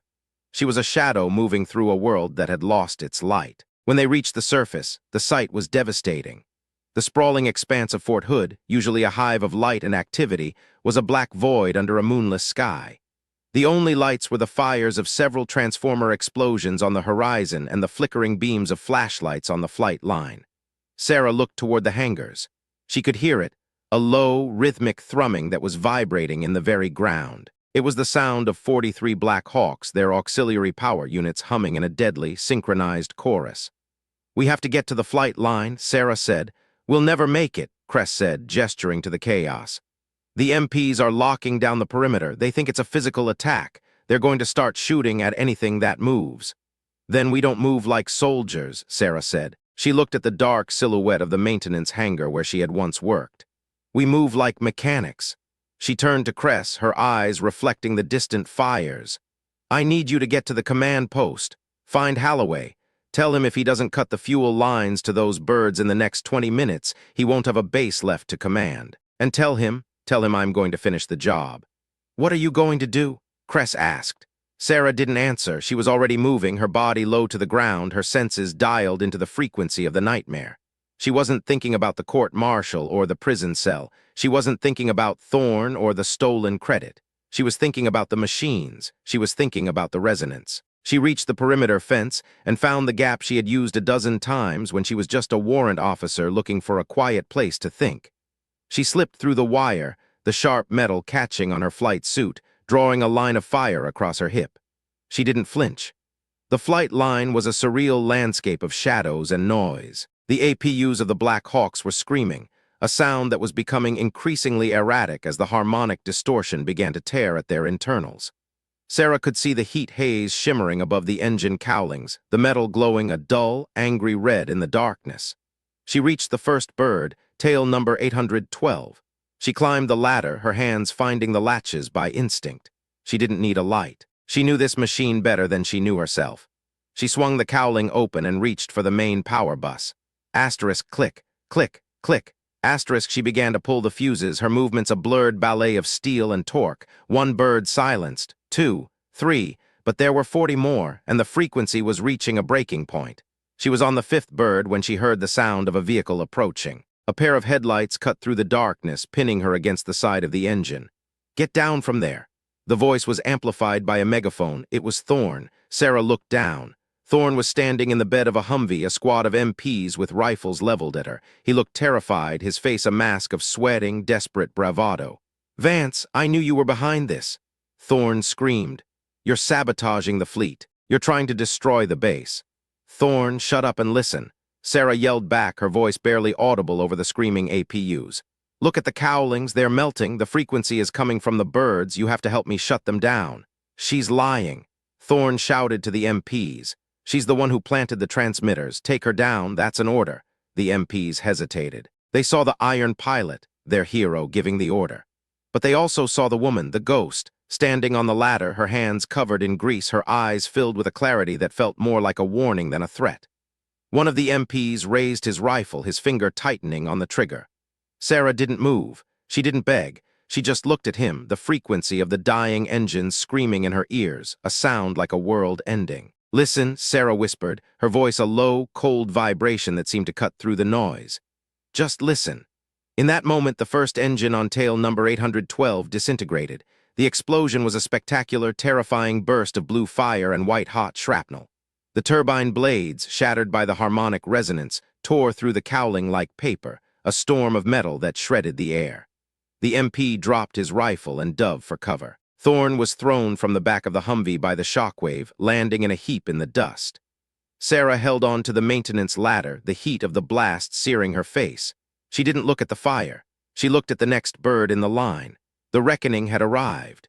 The cost was no longer theoretical. The institution was burning, and the only person who knew how to put out the fire was the one they had tried to erase. Sarah Vance climbed down the ladder, her body silhouetted by the burning wreckage of the Black Hawk. She walked toward the fallen major, her steps slow and deliberate. She stood over him, the light of the fire reflecting in her copper eyes. "The frequency isn't a ghost anymore, Thorne," Sarah said, her voice a calm, devastating truth. "It's the sound of everything you've ever lied about coming home to roost." She didn't wait for him to respond. She turned and looked at the long line of screaming machines. The darkness of the Texas night stretched out before her. She had 38 birds left to save, and the clock was ticking toward a silence that would never end. The weight of the world was on her shoulders, and for the first time in her life, Sarah Vance didn't feel like a ghost.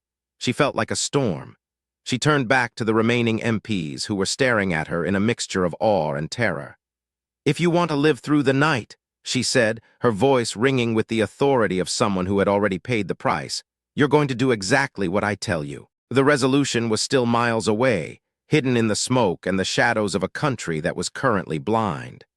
But as Sarah Vance led the men toward the next engine, she knew that the reckoning was only beginning. The truth was out, the fire was lit, and the woman who heard the world would not be silenced again. The MP with the rifle didn't move for a heartbeat, his eyes darting between the burning wreckage of the lead bird and the woman whose face was illuminated by the flickering orange light of the fire. He was barely 20 years old, a kid from Ohio who had signed up for the GI Bill and a chance to see the world. And now he was standing on a tarmac in Texas watching the pride of the 160th Special Operations Aviation Regiment melt into a puddle of slag. Sarah didn't give him a second heartbeat. She stepped into his space, her hand coming up to gently but firmly push the barrel of his M4 toward the ground. Her touch was steady despite the tremors she could feel deep in her own marrow. "I need your bolt cutters and I need that fire bottle by the Humvee," Sarah said, her voice dropping into a low, instructional tone that didn't leave room for a no. "Thorne is out of the loop. The chain of command is dead until the power comes back. Right now you work for the mission. Do you understand?" The kid nodded, the movement jerky and terrified. He looked at Thorne, who was groaning in the dirt, clutching a shoulder that looked dislocated. The other 3 MPs followed the kid's lead.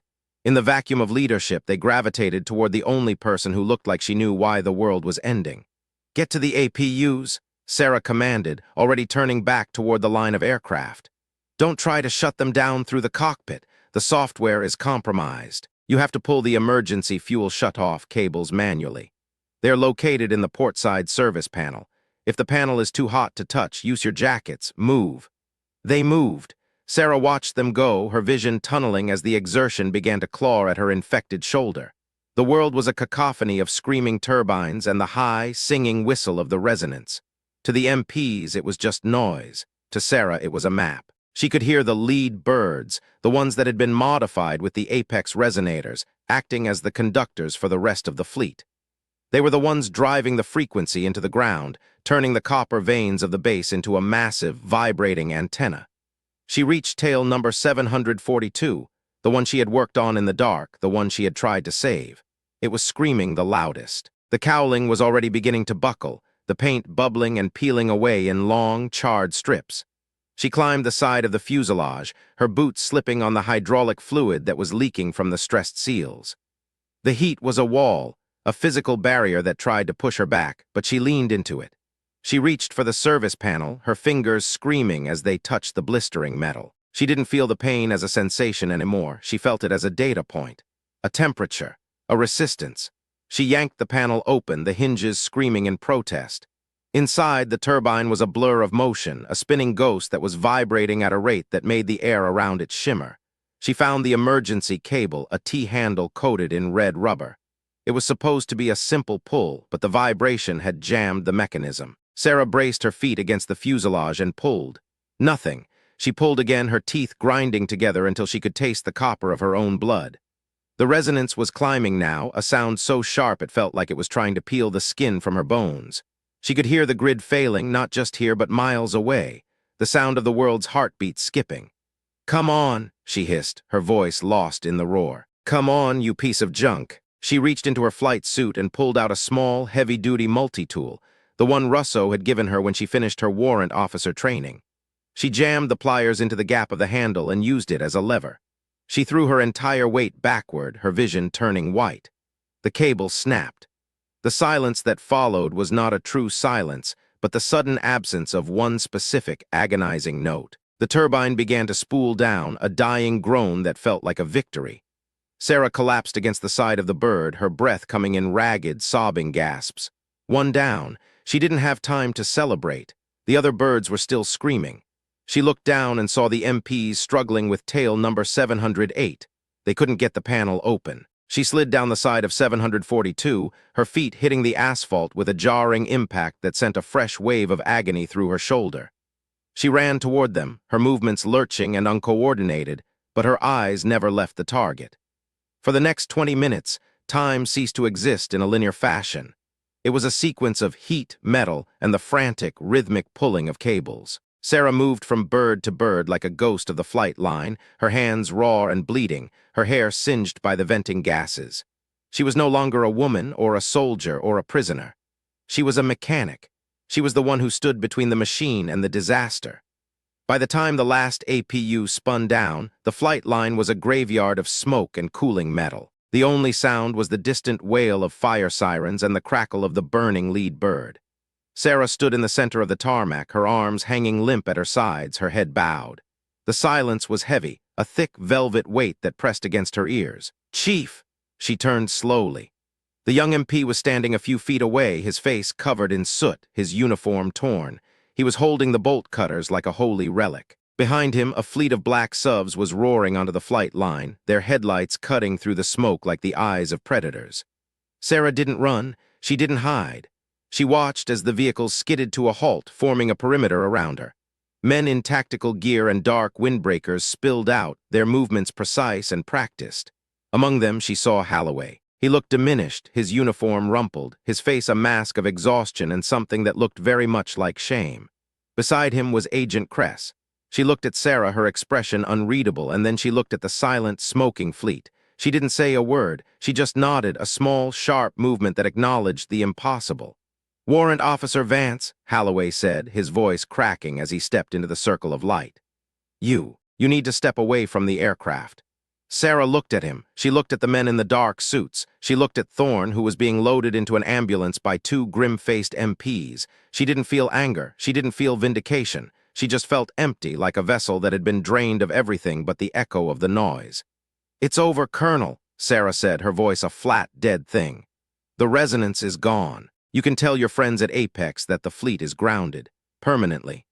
Holloway didn't answer. He looked at her hands, the raw, charred flesh of her fingers, and he turned away. The next few hours were a blur of antiseptic smells and the bright, artificial light of a secure medical facility. They didn't take her back to the basement. They took her to a room with a window, though the glass was reinforced, and a guard sat outside the door. A doctor treated her shoulder, his hands trembling slightly as he worked on the infection. He didn't ask her name. He didn't ask what happened. He just worked in a silence that felt like a conspiracy. Sarah sat on the edge of the bed, her hands wrapped in thick white gauze. She watched the sun rise over the Texas horizon, the sky turning a bruised, angry purple before fading into the pale gold of a new day. The power was back on. She could hear the low hum of the hospital's HVAC system, the distant beep of a heart monitor, the soft scuff of boots in the hallway. The world was moving again, oblivious to the fact that it had almost stopped. The door opened at 0900. It wasn't the doctor or Halloway. It was a man she had never seen before, a man in a charcoal suit with a silver tie and eyes that had seen the inside of every classified room in Washington.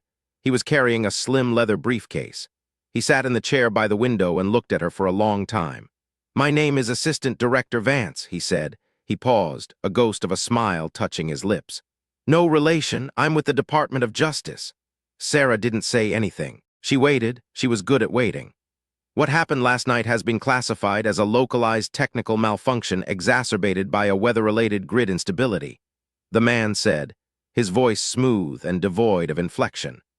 "The official report will state that a prototype auxiliary power unit suffered a catastrophic failure and that the ensuing fire was contained by the rapid response of the base security forces." Sarah looked at her bandaged hands. "And the Black Hawks, the ones that are currently being dismantled because their frames have been compromised by harmonic stress. They will be cycled out for routine upgrades," the man said. "Apex Industries is currently undergoing a quiet, thorough restructuring.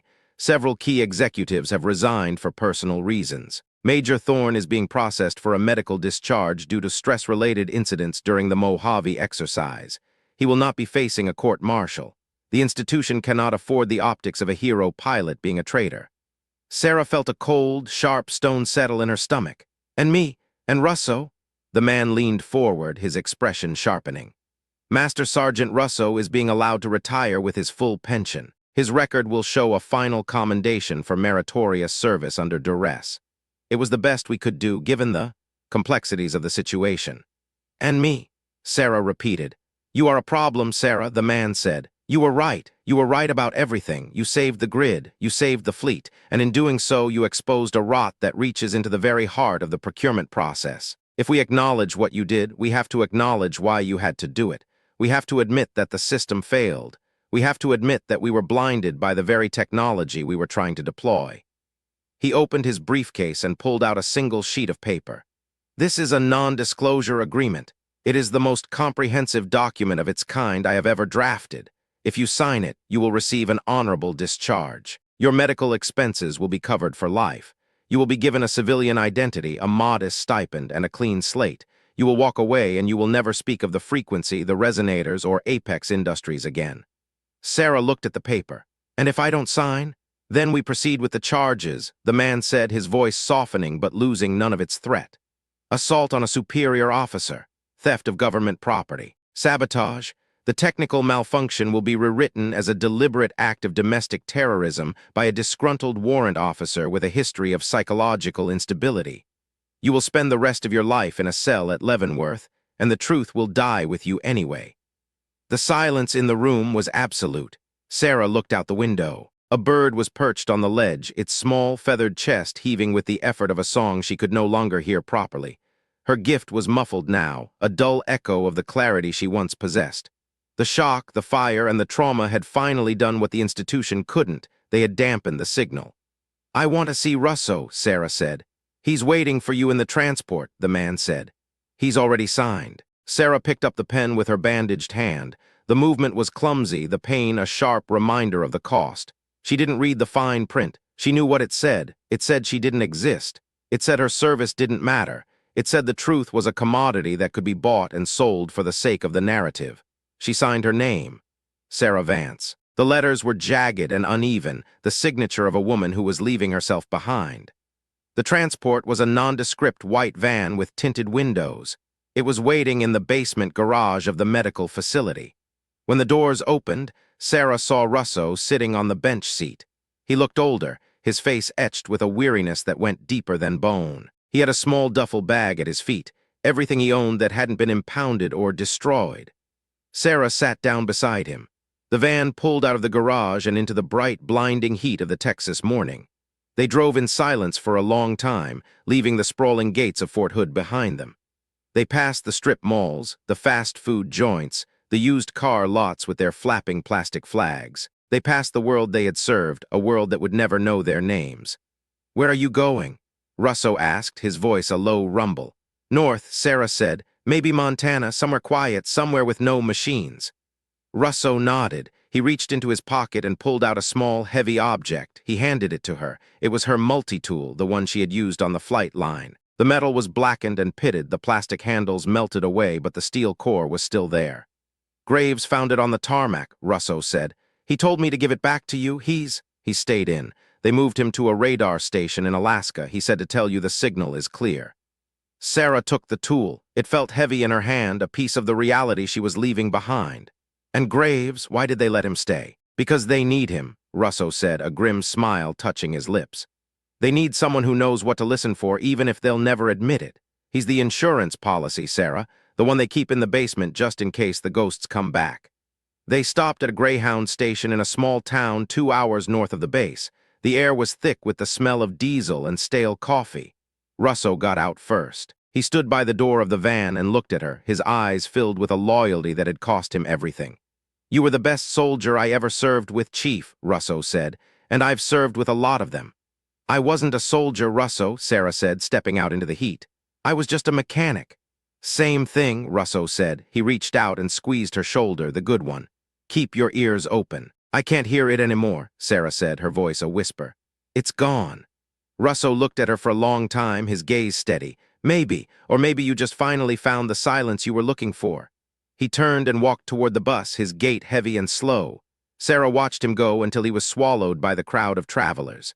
She felt a sudden, sharp pang of loneliness, a void where the mission used to be. She was alone in a country she had saved, with a name that didn't belong to her and a body that was a map of scars.